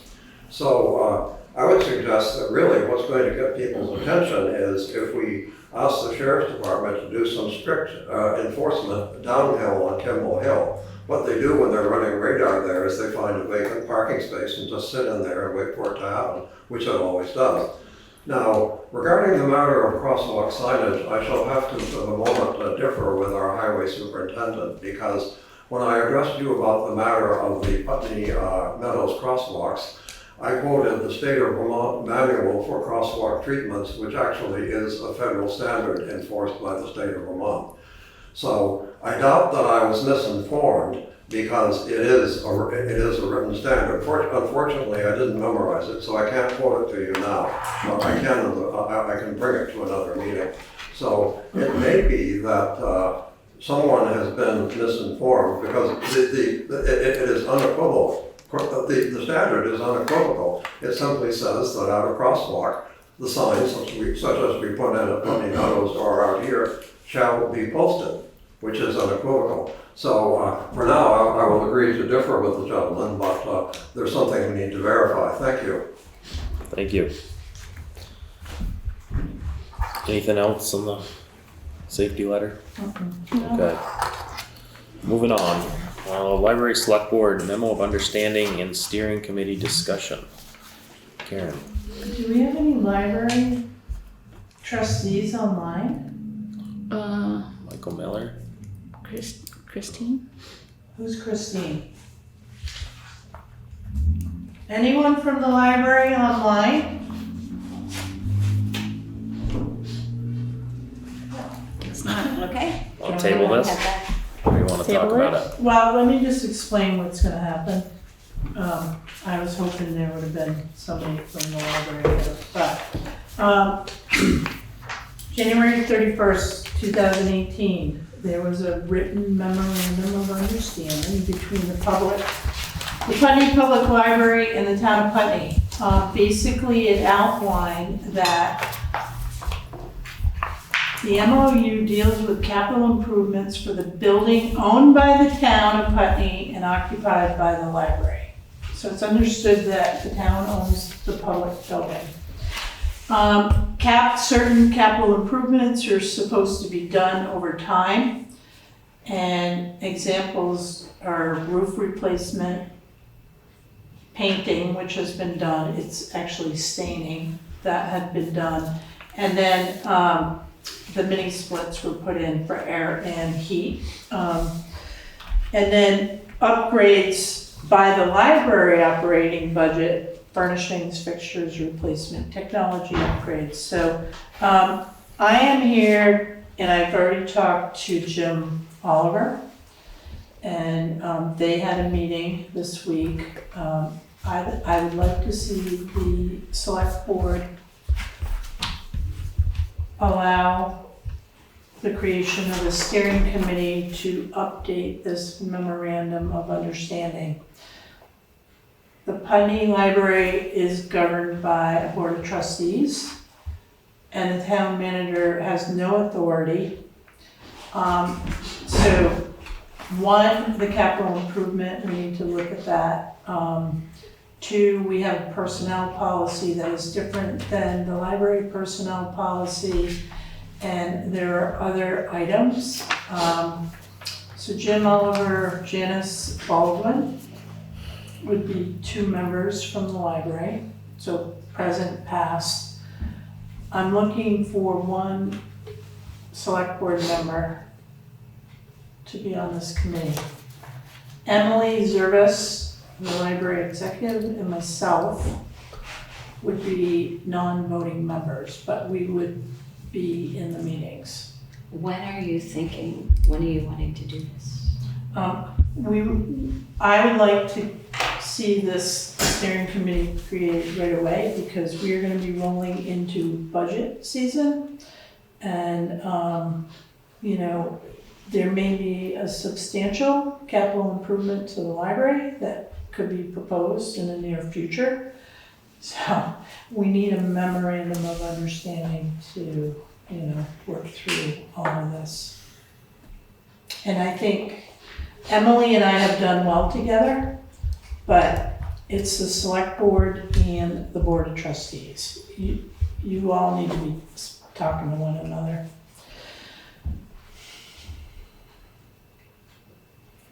July. Tomorrow. Yesterday. So, talking with Jim, if we can create a charge, bring it back to the select board, like July, it won't be the first meeting, it potentially could be the last meeting in July. And we can get started with work August through September. And potentially in October. And it's gonna be a short time frame. I can do that. Bex might be willing to. If Bex wants to do it, she's welcome to do it. She's not here, so we should. Yeah.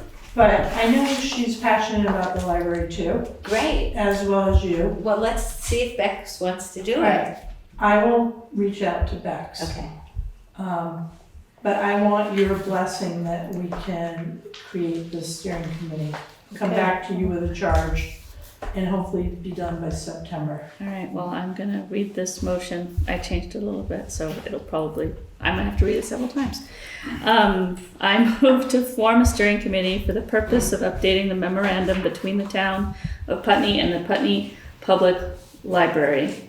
The steering committee shall create a charge and present it to the select board prior to a standing meeting, and the steering committee will consist of 2 members of the library, past or present. Is that the board? You meant the board? 2 members of the library board. Trustees. Yeah, board of trustees. Sorry, okay. Yeah. The steering committee will consist of 2 members of the library trustees, past or present, 1 member from the select board, and the library director and town manager as non-voting members. Are you ready? You're coming to meetings with these? Oh, you gave it. I'm making you all. No, that's really cool. good. I'm like, wow. That was No, I do that for my own select board meeting. I do that for Londonderry. I'm not doing it for you guys. Okay, excellent. Okay. I'm like, she's not. No, I'm not. She's I do not have here enough time on my hands. meetings. Okay, great. Do we have a second? Second. Any public comment? Mr. Fairman? Mr. Chairman, first, just to verify something I believe I heard, did I hear our town manager say that, in her opinion, the town does not really have jurisdiction over the Putney Public Library? It's complicated. Yeah. So my office, let me clarify, my office, town manager's office, I have no authority. They make their decisions through the board of trustees. Mm-hmm. And the board of trustees and the select board should be meeting like on a quarterly basis or something and just, going over things. Thank you for the clarification, Ms. Town Manager. So, Mr. Chairman, my comment is, the town of Putney owns the building. Correct. Town of Putney taxpayers fund most of the budget of the library. It is obvious that the town of Putney has jurisdiction over the library. This may be a surprise to the trustees, but ultimately, they report to someone in the town of Putney, in the town of Putney government, which may be you people. But they certainly are not independent because, as I said, we own the building and we pay for the operation, except for the small amount of money they raise in grants. It is ours, not theirs, ultimately. Thank you. It's complicated. Yes. Yep. It's not as complicated as one would think, unless they have special status under state law, which is something. They do. They do, Howard. Okay, Yeah. well, I'll inform myself about that. No, thank you. All right, moving on. We Thank need you to very much. vote on that. Oh, yeah, we have to vote on All in it. favor? Oh, Aye. Alright. Next up, Windham County Regional Policing Initiative and Appointment. So in your packet is the letter from the Sheriff's Department on regional policing pilot, the bill that was passed by the state of Vermont.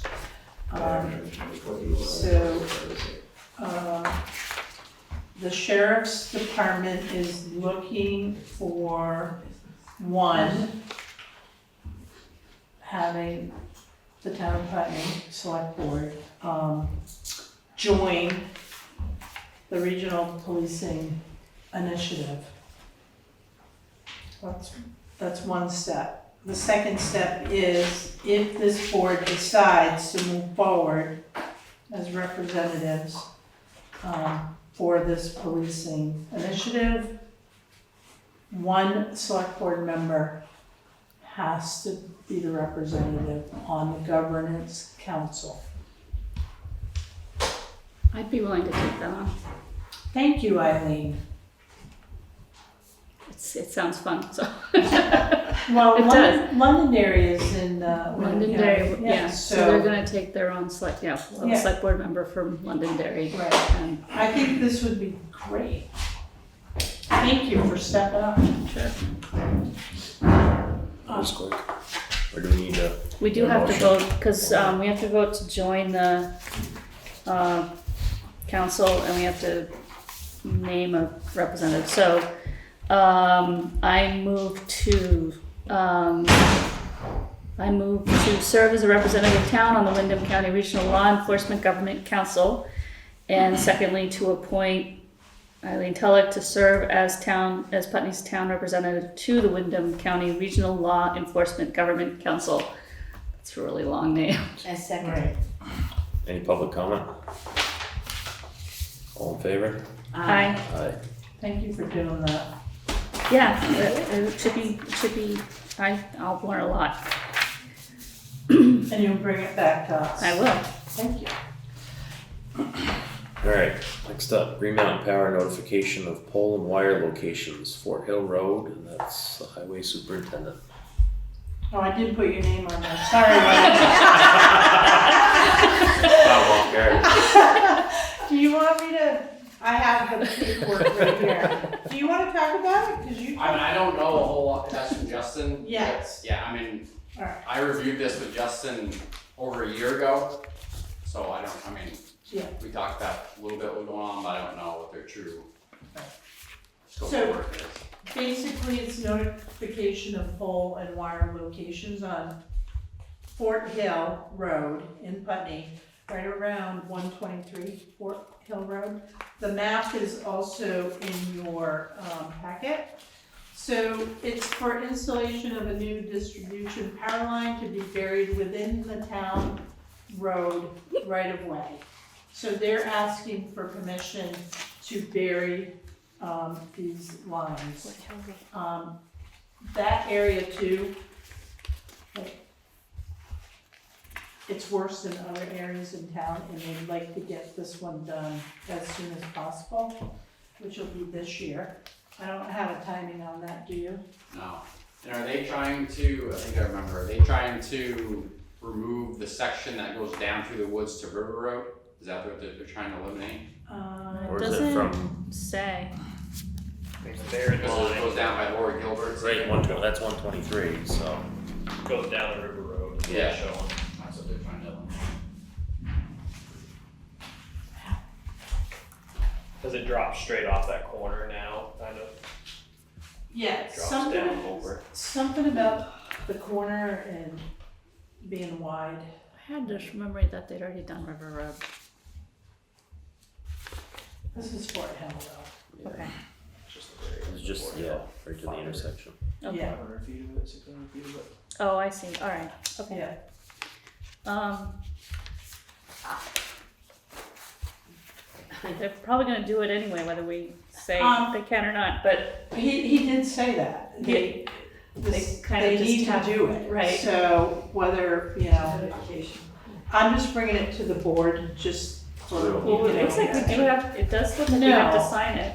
Yeah, I Are you would sure? like, you do have to sign it. We have to so sign it, so we need to, we do I need to would move on. recommend that you vote on it to. All right, I move to grant Green Mountain Power the right to work in and install a new underground distribution power line within the town right-of-way located near 123 Fort Hill as depicted on the construction schematic design. Second. Any public comment? All in favor? Aye. Thank you. Hopefully that's in your packet to sign. Alright, moving on, boards, committees, and commission. Equity and Inclusion Committee. Swift, are you online? Hi, come on. Two things. So one, just wanted to acknowledge Juneteenth, which was not April, June, we're really late, which was on June 19th. We flew the flag for 3 days, and this is the brief statement we just wanted to acknowledge for those of folks that may not know the history of Juneteenth. 2 years after the Emancipation Proclamation, on June 19th, 1865, Union soldiers arrived in Galveston, Texas, and announced that African Americans were free. So the last slaves were freed after the Civil War. On June 17th, 2021, Juneteenth was recognized as a federal holiday. S-206 Act 140 was passed in the Vermont House and Senate on May 10th, 2024. That made Juneteenth a legal state holiday. Please take this moment to learn and continue to grow from our history as Americans. So just a brief one this time. In terms of local events, the Root actually didn't host anything, and they shared a public statement that they were doing it intentionally to take the weekend as a day of rest and not spend a whole lot of effort planning a whole bunch of events. So that's Juneteenth. Thank you, folks. And I also just wanted to share back about the forum. Is that okay? It wasn't not warned. I think it was, but I don't know if it got on there, Karen. No, I didn't. I forgot to put it on, but Yeah. I think you can update us. Yeah. Okay, fairly brief. Yeah. Basically, it went well. Where'd my notes go? Sorry. It was well attended. It was civil and productive conversation. The sheriff's office, as well as the State Department, made their clear commitment to the Vermont Fair and Impartial policing policy, specifically when it comes to residents' rights, as that is what it is protecting. In civil matters, the Windham County Sheriff's Office will not violate county residents' protected rights when interacting with immigration agencies. Also, due to the lack of resources, the county rarely interfaces with immigration agencies. That was said a number of times by Sheriff Anderson. And there were some questions about decision making. How are those decisions made on the fly? And they said it depends on the situation mostly. And it is, sorry, children in the background. Always, it can be a different agency or different person. It's super complicated, as one can imagine, with county level and state level and sometimes if down in Brattleboro, town level agencies, all interacting as best they can. When asked, one of our final questions was, what can we do to support ongoing relationship building, just information sharing, all of that? Is there anything that the agencies would ask of us? And what was across the board was really just continued communication and feedback from the community. So please, keep track of things that you're concerned about and talk to the sheriff's office or have someone else if you're not comfortable calling yourself.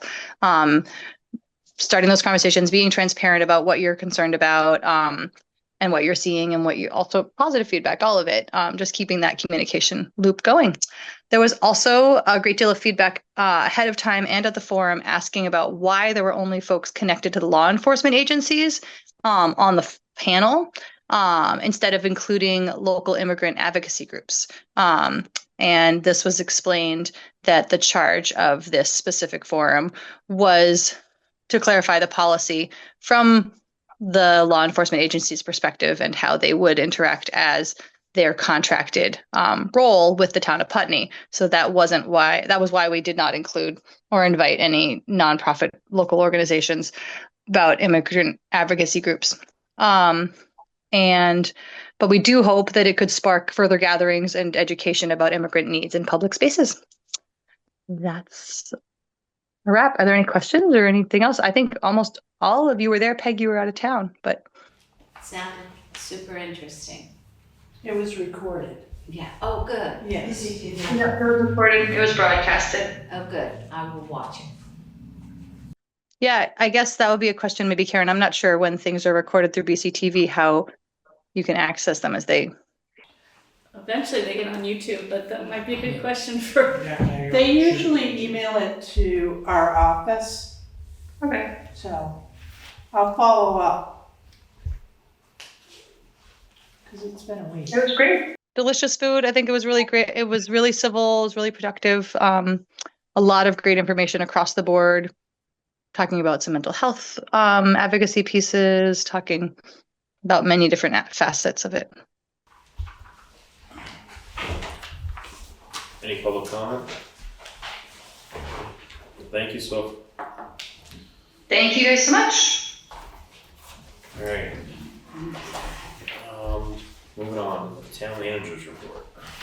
Oh, did you forget planning commission? Oh, sorry. So you're up. Planning commission report. When I go away and change all the whole order of the meeting. I know, I might tweak it a little more. I thought maybe you were mixing it up every week, you know, to keep people away. I think I need the cushion seat. Yeah. The new town hall. We'll get Yes. All right. I'm glad you're not running the 3-minute clock. I will try to be quick. So Sue Coakley, Chair of the Planning Commission. I just want to make a quick comment to thank SWIFT and the Equity and Inclusion Committee for such a well-done forum. They had it well-planned, well-managed. They had an experienced town moderator to manage the conversation. They did have a range of voices about law enforcement. And I felt the way they invited comments from the audience was also very good. And invited comments before the meeting and at the meeting.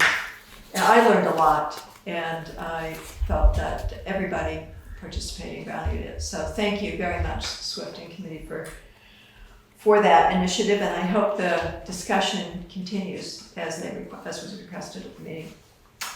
So my report is an update on several projects. I'm talking about zoning bylaw, which will be brief, comprehensive village plan, the high-low Biddy energy storage battery project, which is now approved, the Putney housing strategies implementation with the request there, just what's going next with the town plan progress report that I'm working on to complete. And that's really what I wanted to bring up. So I'm going to just jump in unless there's any questions anybody wants to ask up front that you wanted to hear about in particular. Okay. Zoning bylaw modernization project. We did issue an RFP for document rebuild services. Proposals are due on Monday. We will select a contractor next week. We do already have 3 proposals. And I believe that we will get the services that we need. And my hope is that we can select somebody who can get it all done within 3 weeks, maybe even 2 weeks, so that we can move on, because then we will be able to present updated zoning bylaws for discussion with the advisory committee, and then for a public community meeting, and then eventually for a hearing. Best case scenario at the moment is we could be done in October with all of that. We hope we will be. So. And the other part of the zoning is actually policies for forest block and wildlife corridor preservation. And a next step that for me is to be inviting a member of the Land Use Review Board to come to a planning commission meeting, which we will notice as a public meeting. I have not done that outreach. I was politely waiting for the legislative session to be really over. That's done when the veto session is over. But I will be doing that next week. I'll be reaching out and inviting a member of the Land Use Review Board. It may be that other communities, they may want to speak to more than one community. I'll just find out how they want to do it, but to try to have somebody here in the next few months. And we'll use that to inform what our next steps might be on stage 2 of the update, which is again forest black and wildlife corridor preservation. Okay. Comprehensive village plan. Project is going along very well. We're on schedule. We are getting very good community engagement. We're having a special planning commission meeting on Tuesday to review what has been learned and how we might present the results to the public. We expect to have some presentation of the results at the July 26th Farmers Market, having a tent there, and having displays and a way to receive feedback. I have suggested that we take that display and move it to a place like the library to be on display with an opportunity for comment, pieces of paper and a QR code for those who want to do it that way for a week or so, just to get some final comments before we wrap it into a project that could be presented in September. So the project is going very well though, and the community engagement has been very interesting and a very lively conversation in a way that people are excited about the future. I've even had property owners or prospective property owners contacted me saying, what does the comprehensive plan mean for my property? I would love to do something in line with the town, just like make my day. That was one of the ideas for this, is not only what the town will do, but what community members might do. So beginning to get some of that feedback. Let's see. Next thing is the high-low biddy energy storage battery project. So the order did finally come out. I did read it. The Public Utility Commission did issue a certificate of good to High-low biddy LLC. And it was found to be not unduly impactful on orderly development. That's sort of their general finding. They did clarify a couple of issues that were important, that just 3 things I wanted to bring to mind for you.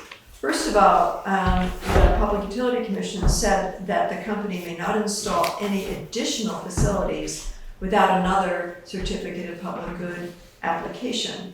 And they noted that, in fact, the petitioner had asked if they could greatly expand the energy project over the next 10 to 12 years under this certificate of public good application. And the commission said no.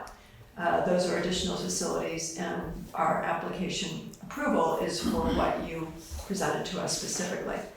So they have appetite to do more. Take note. Another thing is that they did have some mild additional conditions to make sure that priority agricultural soils are preserved. And so that went into the order. And then it was another sort of more transactional thing, but people have wondered, who does this energy storage facility serve? And just to be clear, it's the contracted services are energy storage for Green Mountain Power. However, there is the possibility for the facility to also sell energy storage services to the ISO New England, to the grid services. They do have a market for that. But if they were to do that, they would have to notify the Public Utility Commission and Green Mountain Power that they were going to do that. But it just answers the question. It really is grid services. It's either for Green Mountain Power or ISO New England. People have wondered, is a service for Putney? Though I will say, having a facility located near Putney that serves the grid, and we work with the grid, does have some benefits.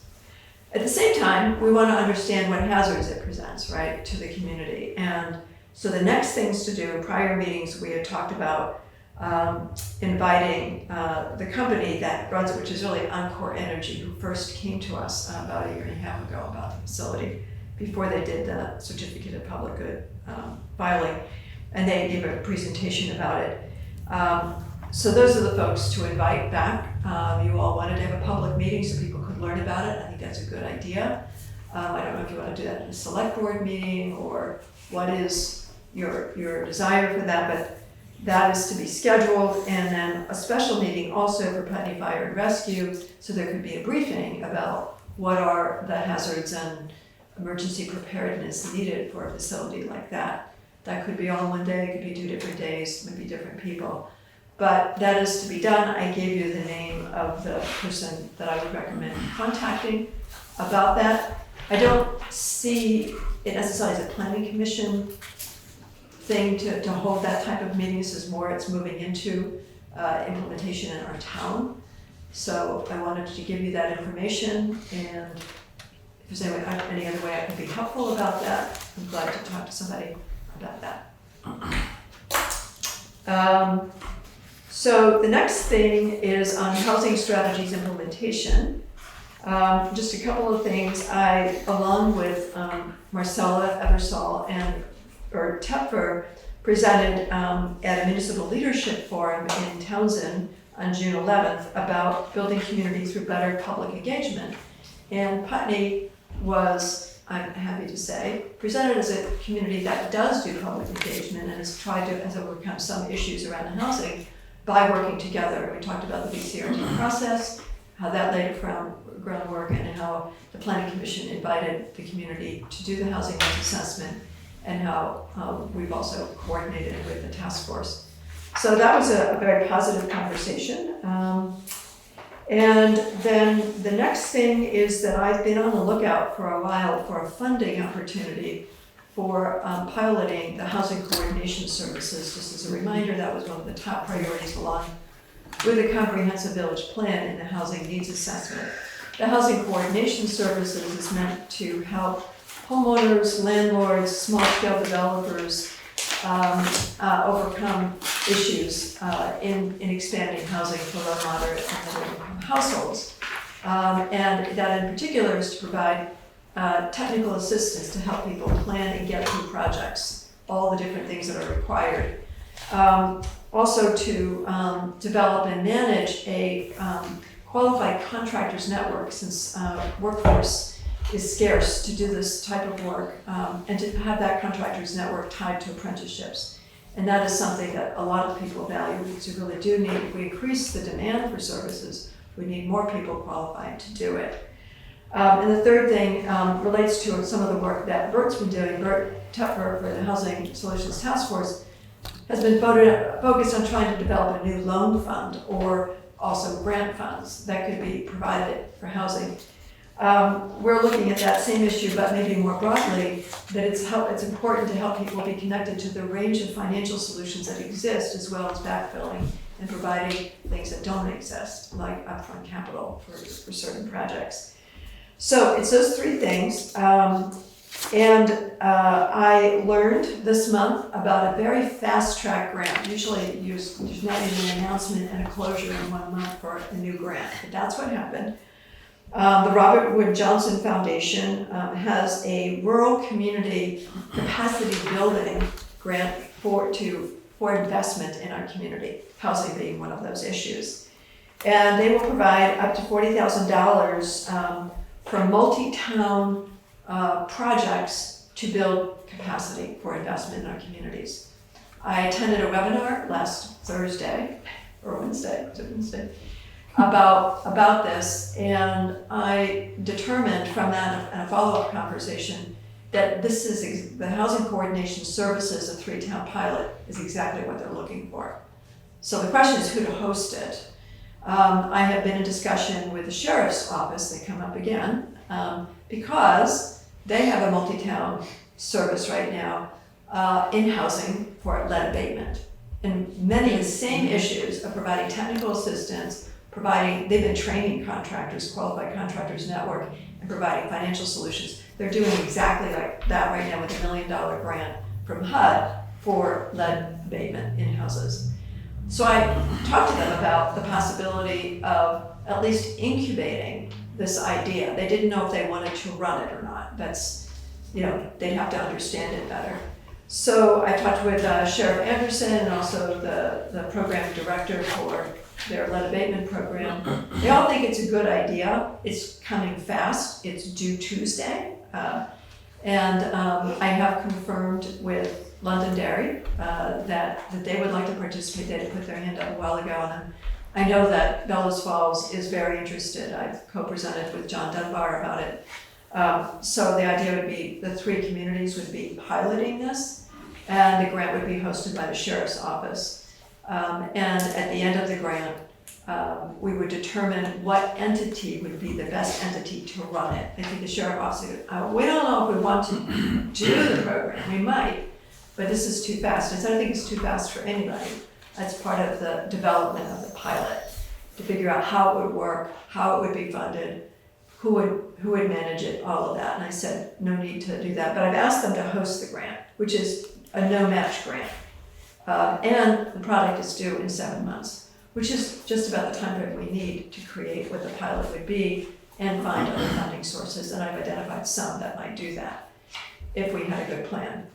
So I'll just finish. I think I'm writing the grant. I mean, the grant application is very simple. I've been working on it. Plan to have a draft done on Friday. And it would be from the sheriff's office, is my current thinking. I know that question, Peggy, just a second. That if that doesn't pan out, if it's just too fast to do, and I've said this to the sheriff's office, there's other grant opportunities coming up, one right after that, just a heartbeat after it. July 7th, the Hope Foundation, which funds projects in Windham County to meet health needs in particular, but they think of housing as a health need.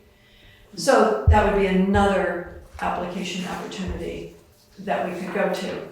I've been keeping an eye out. These two came up right immediately, and they could be options. What I'd be asking from you right now is your support, and I wrote a little motion to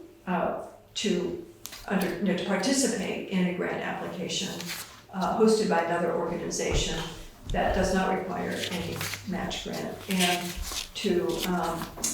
the Planning Commission would participate in preparing that grant and setting up the advisory committee of the regional group that would work on the pilot development. So that's essentially the ask, is to support it and to allow the Planning Commission to assist the development of that. So, questions? Yeah, my question had to do with what would the money be used for in this pilot? Hiring somebody to facilitate the... Hiring somebody to create the plan for the pilot, which is a big project. I can inform that. I'm not that person, but I've done this. So it's really creating a program plan to serve multiple communities, which means you need to have a lot of stakeholder engagement, including others who provide related services that are integrated into it, whether it's Windham Windsor Housing Trust or SEDCO, or there's a very long alphabet soup of organizations that have been informed about the housing coordination services and like the idea. So now we'd be bringing people to the table to create it. So we fund a person and the process to engage people. So at the end, we have a shovel-ready, that's the new term of art these days for these things, pilot program and a way to get that funded. That would be the end game of it. And it may move on from the sheriff's office after that, or it may stay at the sheriff's office. It does complement their current program nicely, but they want to figure out what's regional, what's right. I know it's an odd match, but I understand, especially after listening to the woman who came and spoke to us about the lead program, right? So we heard all about the collaborative process. Yeah. And it just seems so funny to be coming from the sheriff's. We're kind of building a county government despite the fact that we don't have one. That's what we're doing. Right. That is the problem, exactly. I mean, we don't have county government. And there are very few organizations that actually provide services to multiple towns on contract, which is sort of the business model we're talking about here, because that's what we do. And even in at the Fair and Impartial Policing Forum, Sheriff Anderson talked about the fact that they do this, and he goes, but he does really believe that good housing, quality housing, healthy housing is part of public safety. He really believes that. There's just only 5 sheriffs, and now this program's getting bigger than their sheriffs. But if the funding is there, he's interested, but they have to think about their future and what they're going to invest in, to build capacity. So it is interesting, and they're scratching their heads a little bit too, but they also know that they're already in with both feet with the current program. Other questions? Otherwise, I will read my little Motion? motion. Okay. I was gonna say, because it's not here. I didn't put it on there Okay. because this has all been, when I know I wrote you- this last on Friday, Yeah. I was just a day after the webinar trying to put this together. So, okay, so I'll read it slowly. If anybody wants, I can text it to you. The Select Board supports a grant application hosted by another organization such as the Windham County Sheriff's Office to develop a multi-town pilot of housing coordination services to serve the town of Putney in collaboration with other nearby towns, and if funded, to participate in the project through Putney Planning Commission representation. So moved. Second. Any public comment? All in favor? Aye. Thank you. And if, again, we can't hit the deadline for next Tuesday, we'll look at the Hope Foundation, which is July 7th. Which is coming up too. Yeah. And we don't need a letter of support. In fact, they won't take letters of support. I immediately got that offer from the chair of the Select Board of Londonderry. And I said, thank you, but Don't need they it. don't take them. Yeah. No attachments.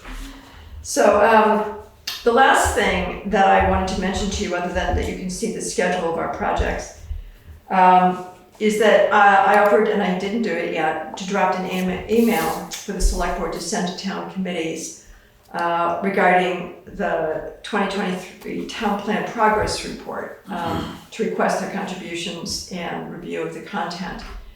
I wanted to confirm with you the entities who are identified in the implementation plan of the progress of the town plan that this would go to. It's the Conservation Commission, the Fire Chief, and the Zoning Administrator, in addition to the Town Manager. The Town Manager and the Planning Commission have the greatest number of assignments to implement the town plan, but these are the three other entities that are mentioned. The other thing I would just note that the Select Board is also assigned activities. I know you talked about it in your retreat, but I don't have any feedback to know how to represent that in a progress report. So I would like to also, as we move forward the progress report, be able to get Select Board input on the items assigned to the Select Board, so that can be represented in the progress report. So it would be helpful to know who on the Select Board would be willing to have that discussion and participate. I'm happy to write it, I just need to consult with you about that. We did that. Didn't we write that up in the minutes? Or did you write it up in the minutes? I think It's so. in the minutes on Okay. the website, So that's all done. back in April. All right, I'll incorporate that then into the overall report and provide it for review. Great, that's a nice shortcut, I like that.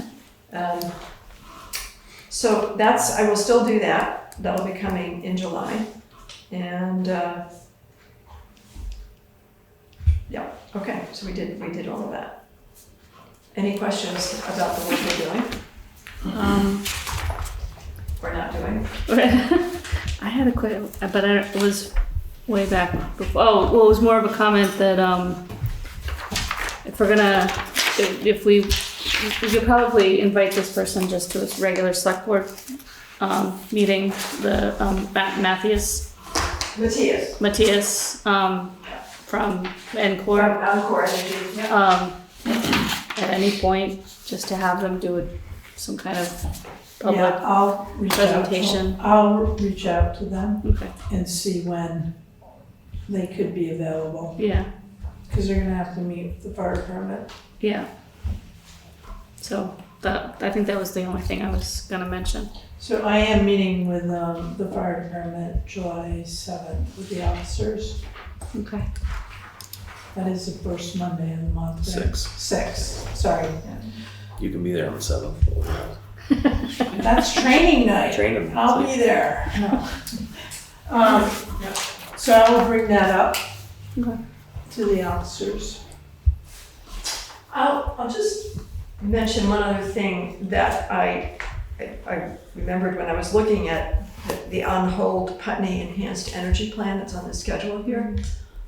A very interesting thing that I read in the order about the high-low bid energy storage project is that it's not clear that an enhanced energy plan would actually give a town, a municipality, deferential status in a certificate of public good hearing. That's why you do an enhanced energy plan, so that an energy facility, particularly renewables, but any other energy facility, when they come for certificate of public good to cite, because we don't have no control over that in the town, right? It's not, there's only can't touch that issue.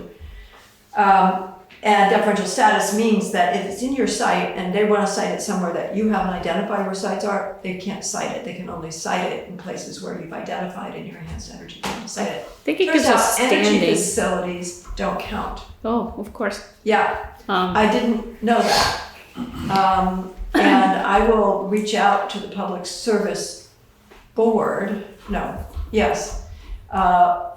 to find out how that's addressed, because it's a new technology relative to the policies at the state level regarding how do towns have any say about how an energy facility is cited in their community. So it's kind of a gap right now. Sounds like we might want to go to the legislature with that. We might. I just want to a- find out, first yeah. of all, like what is that gap? Right. And we can certainly talk with our legislator, but let me find out more about that, because I was proposing taking on an enhanced energy plan so that we had that deferential status. I'm like, oh, it may still be useful for a solar siting, but it wouldn't work for a battery facility siting. Anyway, I learned that by reading the detailed order, and I was surprised. And this just is the Public Service Commission. That's the Department of Public Service. That's who it is, who writes the rules for an enhanced energy plan. And then the Public Utility Commission uses the enhanced energy plan in their proceedings. So anyway, I'll follow up. I'm very curious about that, and that gives another question mark to doing an enhanced energy plan, because how does that help us? Okay. Thank you. Any public comment? All right, moving on to the town manager's report. I would like to have the highway status report done so he can leave. Sorry, Lenny.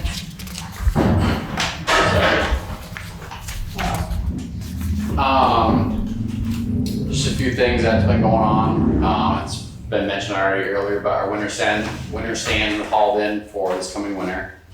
The mowing tractor has been working its way around town. We've been focusing on the blacktop roads currently, and then once all the blacktop roads are done, we'll move on to the dirt roads. The grader's been out here and there, touching up, grading roads as needed. We received our second load of chloride for all the dirt roads and the grade. The crew was out today down to the pool. We cut some brush. We brought the mowing tractor down to mow back the brush, and we widened the parking lot to make more parking for the pool. Thank you. We're waiting on Green Mountain Power to confirm they have the transformer. So when I delivered the check to them, they claimed that the transformer was sitting in Westminster. Come to find out, it was sitting in Colchester. So I still haven't got confirmation from Justin that the transformer's even here. So that's what we're waiting on. So once they confirm it's here, we can work with Warrants and Wilbur and the pump guy to get the new lines dug, installed, and then the pump guy can do his stuff. Then we can get the new pumps online. That project will be wrapped up.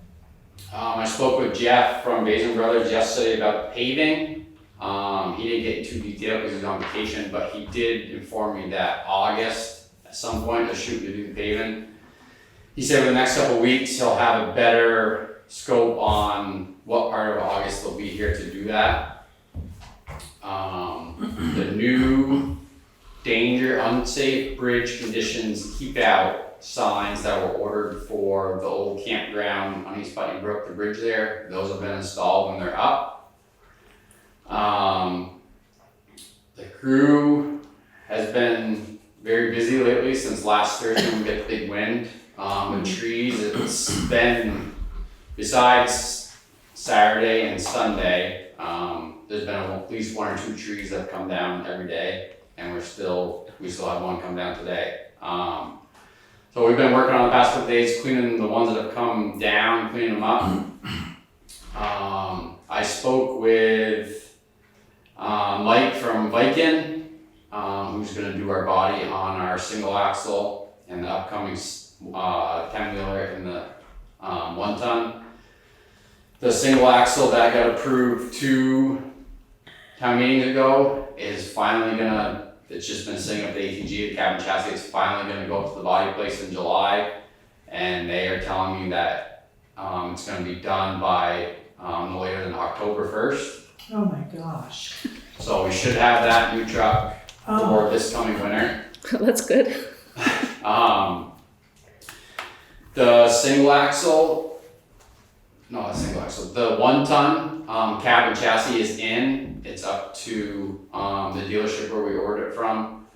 He is gonna deliver it to Viking sometime next month. It'll just sit up the Viking and wait for its spot, which they're shooting to do spring of 27. That's supposed to go in and get the new body and pasta put on. So the goal is to have it sometime midsummer, and we'll have that for the following winter. The 10-wheeler is on order, the cabin chassis. Once that comes in, that will go to Viking. That is projected to go in spring of 28 to get its body That stuff is put on. crazy. We're gonna have to have a serious conversation about.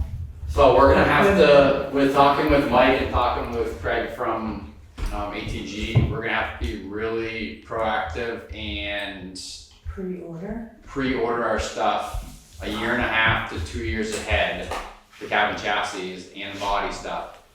If we wanna kind of go back to the way it used to be, you used to order a truck right after town meeting, Right. and you used to see it that fall. Right. So get anywhere close to that, they're really encouraging towns to order stuff really early, so maybe we can get back into that roll of things of seeing it in the year that it actually gets approved. Right, because this is not good for budgets. No. This Do we throws things put the off. money out before? Do we order it? Do we have to give them the money when? No, Well, that's good. We give them the money when we get the truck. Good. Now, it brings up, that 1-ton sitting in Viking's parking lot, who has the insurance on it? Is it Viking or? Yeah, I don't know. That's something I can find out. My guess is it's gotta be either Viking or the dealer you buy it from, because we haven't. We haven't taken possession. Exactly, so it should be nothing on us. But I can reach out and get that clarification on that question. Yeah, this is a serious problem. Does the 10-wheeler come with a body on it at all, or it comes just cab and chassis and then goes and gets a? Yeah, it comes cab and chassis. So Craig from ATG orders it, and all he gets is cab and chassis for the trucks he orders, and then they go to whatever manufacturer body place that the buyer is gonna use. If it at least came with a dump body, with a body, it could sit in our yard and you could use it all gravel or sand or. Yeah. It still doesn't have a plow on it, but you could do something with it. Right, and I don't know if we can be looking elsewhere where you get the truck. We may not get what we want exactly. I don't know. I think we're gonna need to be creative here. I mean, like, how is like New York State getting their equipment? Are they having the same problem? Connecticut. I mean, we gotta be looking outside of our local. There's a bunch of state cab and chassis sitting up at ATG. They must be waiting for the same. Yeah. And when I talked to Craig the other day, there is 9 trucks that have already had their spot, they've already been in the shop, all their plow stuff's on it. Literally the only thing they're waiting for is the body. Yeah. So, I mean, it's just, and that's the manufacturer, waiting on the manufacturer to send it to Lycan so they can put it on. Yeah. So. Yeah, and in the meantime, our truck that we're trying to trade is losing value, and we're putting money into it. Yeah, I mean, you're keeping the current trucks close to 2 years longer than you used to because of the waiting time. Yeah, it does sound like we have to be proactive. Yeah. Right, that's a longer discussion. Yeah. Do you have more? That's all I have. Oh, well, thank you for that complete report. It's very helpful. Any questions? No, thanks for that. That was- Yeah. Yeah. All right, go home. Thank you. Thanks for hanging out. You too, Sue. Thank you, Sue. Uh-oh, all of them. It's an exodus. Yeah, it's It's only You're gonna 8:15. miss the pizza that all of us. I'm like, yeah, we're gonna have to start ordering dinner. There was a lot on that. Yeah. Yeah. Okay. Can we do the listers report? Yeah. Yeah. Do you mind? No, I don't mind. Do you want me to read it? Sure. Okay, so this is the Lister status report. Grand list 2026 post grievance and pre-BCA. This provides approximate values only. Final accuracy verification checks are not yet completed. We are working in 3 different software environments that do not communicate with each other without prompting. Some actions require district advisor input. I'm so glad I'm not doing this anymore. There will be one more round of final checks to make sure everything has transferred to where it is supposed to be. So yeah, they're working with NIMRIC. What is it called? VTPI, which is the state's software cloud thing, and Patriot, which is the CAMA software. Eileen, what is pre-BCA? Pre-BCA would be before the Board of Civil Authority. If anybody goes beyond grievance, they go to the BCA. Okay. And then they can appeal from there. They can appeal to the state or to Superior Court. With grievance completed and notices mailed, the total listed real value for 2026 before exemptions is $410,600,000. Yeah. Good job. I had to count my zeros. With exemptions applied, veterans voted solar current use, etc., the grand list is $390,400,000. And for tax rate purposes, that's $3,904,000. Yeah. Approximately 16.7 million of the exemptions is current use, which is covered by the state's hold harmless payment. This is about a 7 million increase over 2025. We typically see an increase of 1 to 2 million. Values of electric utilities and a new category, telecommunications, are provided to towns by the state. These are the values we must use. Part of the increase is approximately 1.8 million is from the new state provided category of assessment, telecommunications. Another significant piece of the increase is from the state's assessment of electric utilities, 2.8 million, most notably Green Mountain Power. The state is contracted with a specialized appraiser to assess electric utilities. The Alice Hallway Drive apartments are another 1.4 million, and all other development provides the remaining 1 million. So that is good news for our tax rate. Yep.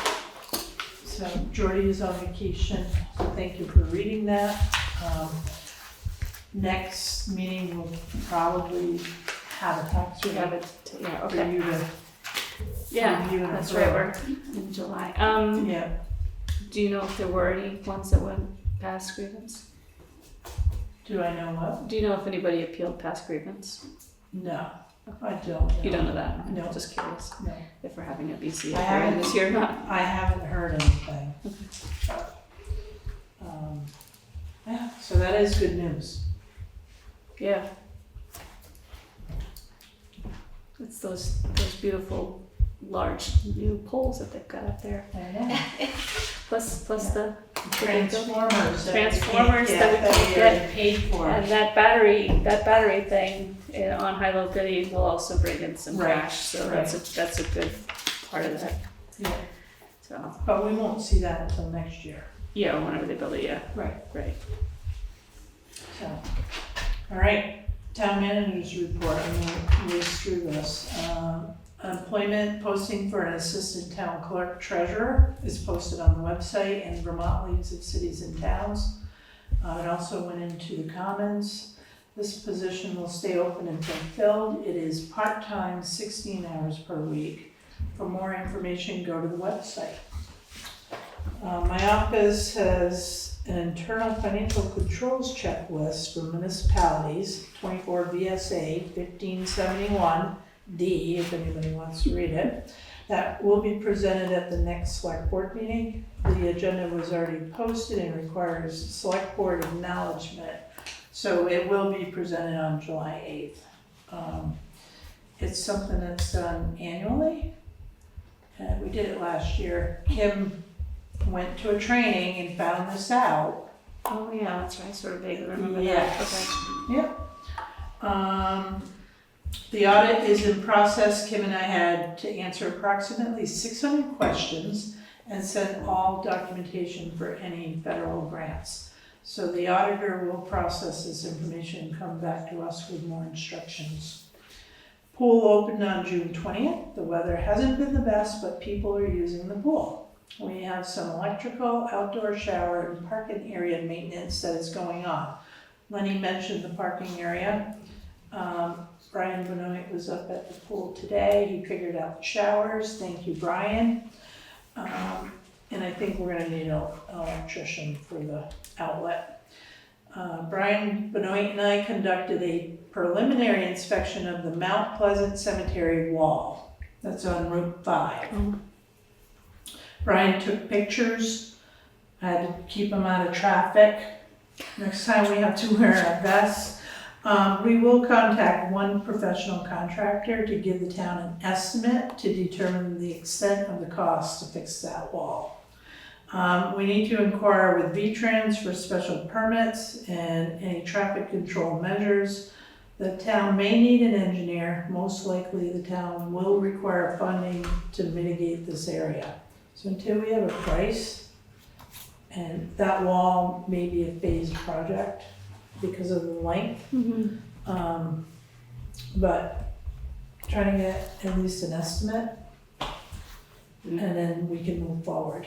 I don't know where funding can come from for a project like that, but we will inquire. Westminster just did a big wall project on a cemetery on Yeah, it was Westminster Heights Road. It's blocks. Yeah.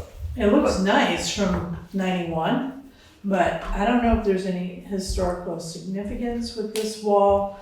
There are Those locust trees are probably gonna have to come out.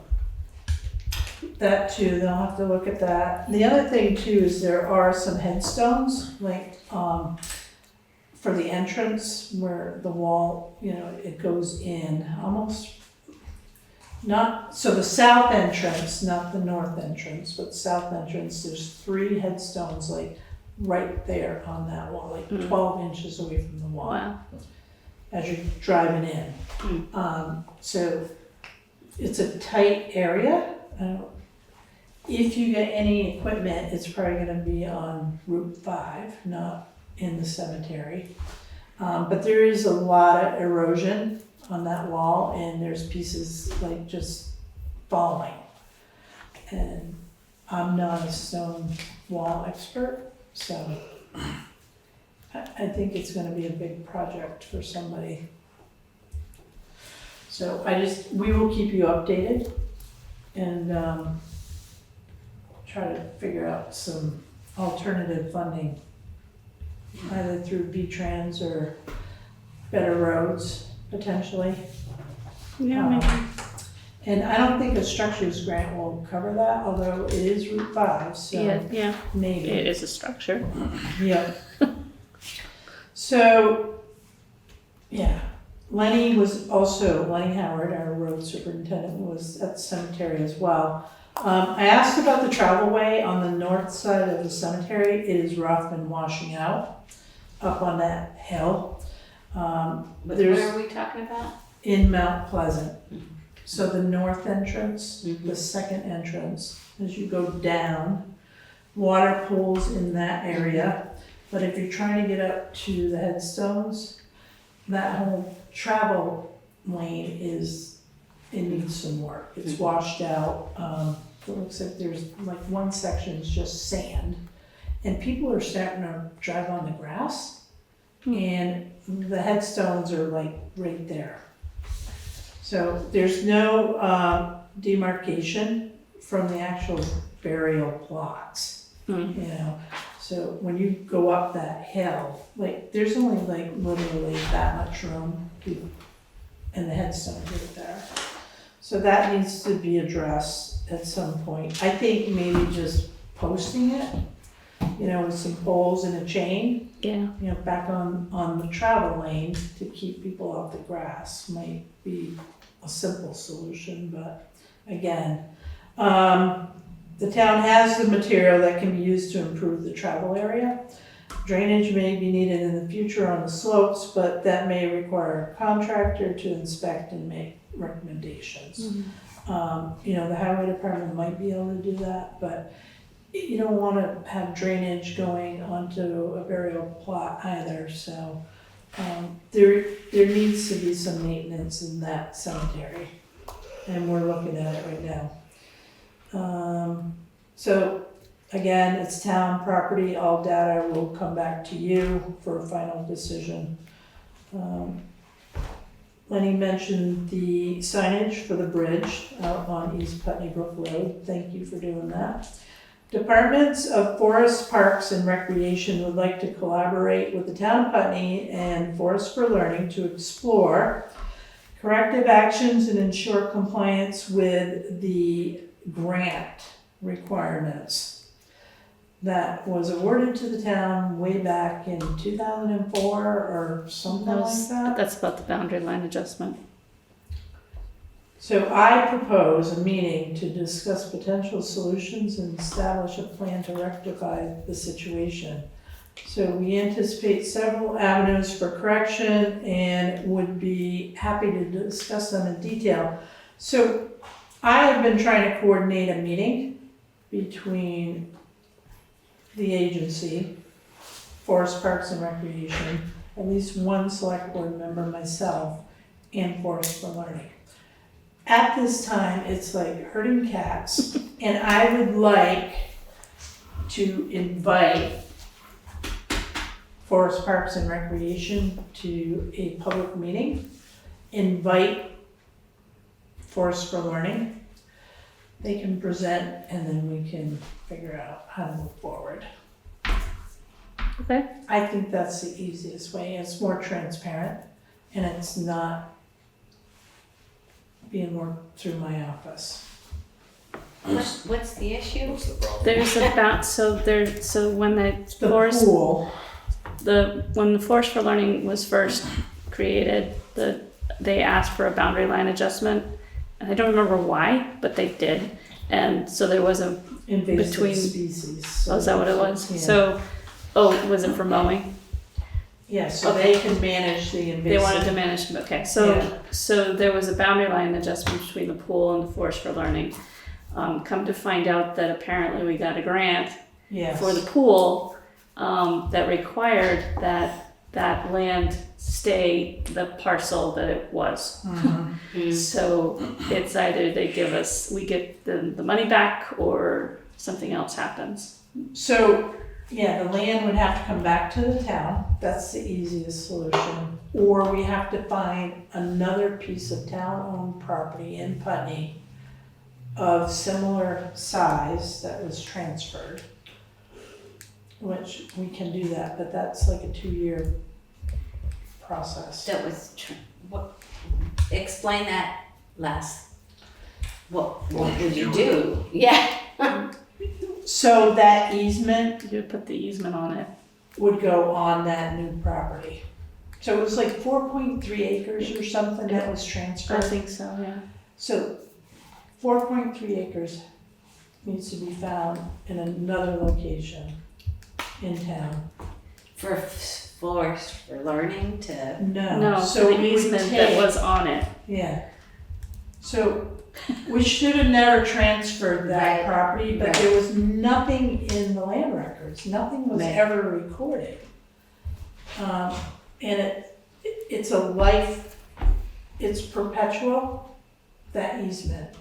And we could not, we should not have transferred, but we didn't know.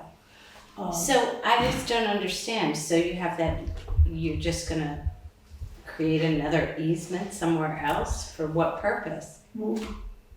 Because that money, if we don't do that, or if we don't retain that property that we transferred, if it doesn't come back to us, we gotta pay the grant back. How much was the grant for? I don't remember. Who figured this out? They did. They came The to Karen. state? They came to Karen and Yes. like a year ago, I think. Yeah, it might have been longer. I think it was, yeah. So, again, and I asked the question, I'm like, why was there not an easement? Like recorded. Yeah. So, I've done my best to try to wrangle people to, meet with the parks. I mean, if it and wasn't that, recorded, then it's not a legal easement. There's that. And I think too, eventually, we're gonna have to go back to the attorney, or go to Yeah. the attorney. Yeah. To have them sift through that. So, Yeah.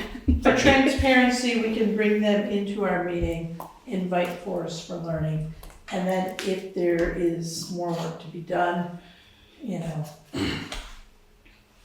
maybe one person from the select board, a couple people from Forest for Learning, myself. Yeah. Putney Do get Central, out. well, Putney Central School also has, a vested interest in the forest, so they might wanna be involved They- too. Yeah. Yeah. But it's just about that 4 acres.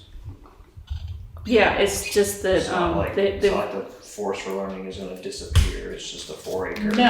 No, it's just I think it includes the meadow, and they wanted control over mowing basically at the time. But we I don't can- know if they we care can give anymore. them stewardship to do that. Yeah, or give them an easement to maintain the Right. meadow or something. Right. So I'm sure there's a way to accomplish Yeah. something. All right, that I both of them will can do. see, when they can attend the meeting. They'll be Zoom because Yeah. they're not local, but, thank you. I've been pulling my hair out. I just can't get it done. And I'm like, I'm going back to you folks. Yeah. It's fine. Alright, That's all I have. that's all you got? Any questions? Thank Everyone's heavens. gone. Everyone's gone. Yeah, next meeting will be July 8th. I hear a motion to adjourn. Move to adjourn. Second. All in favor? Aye. Just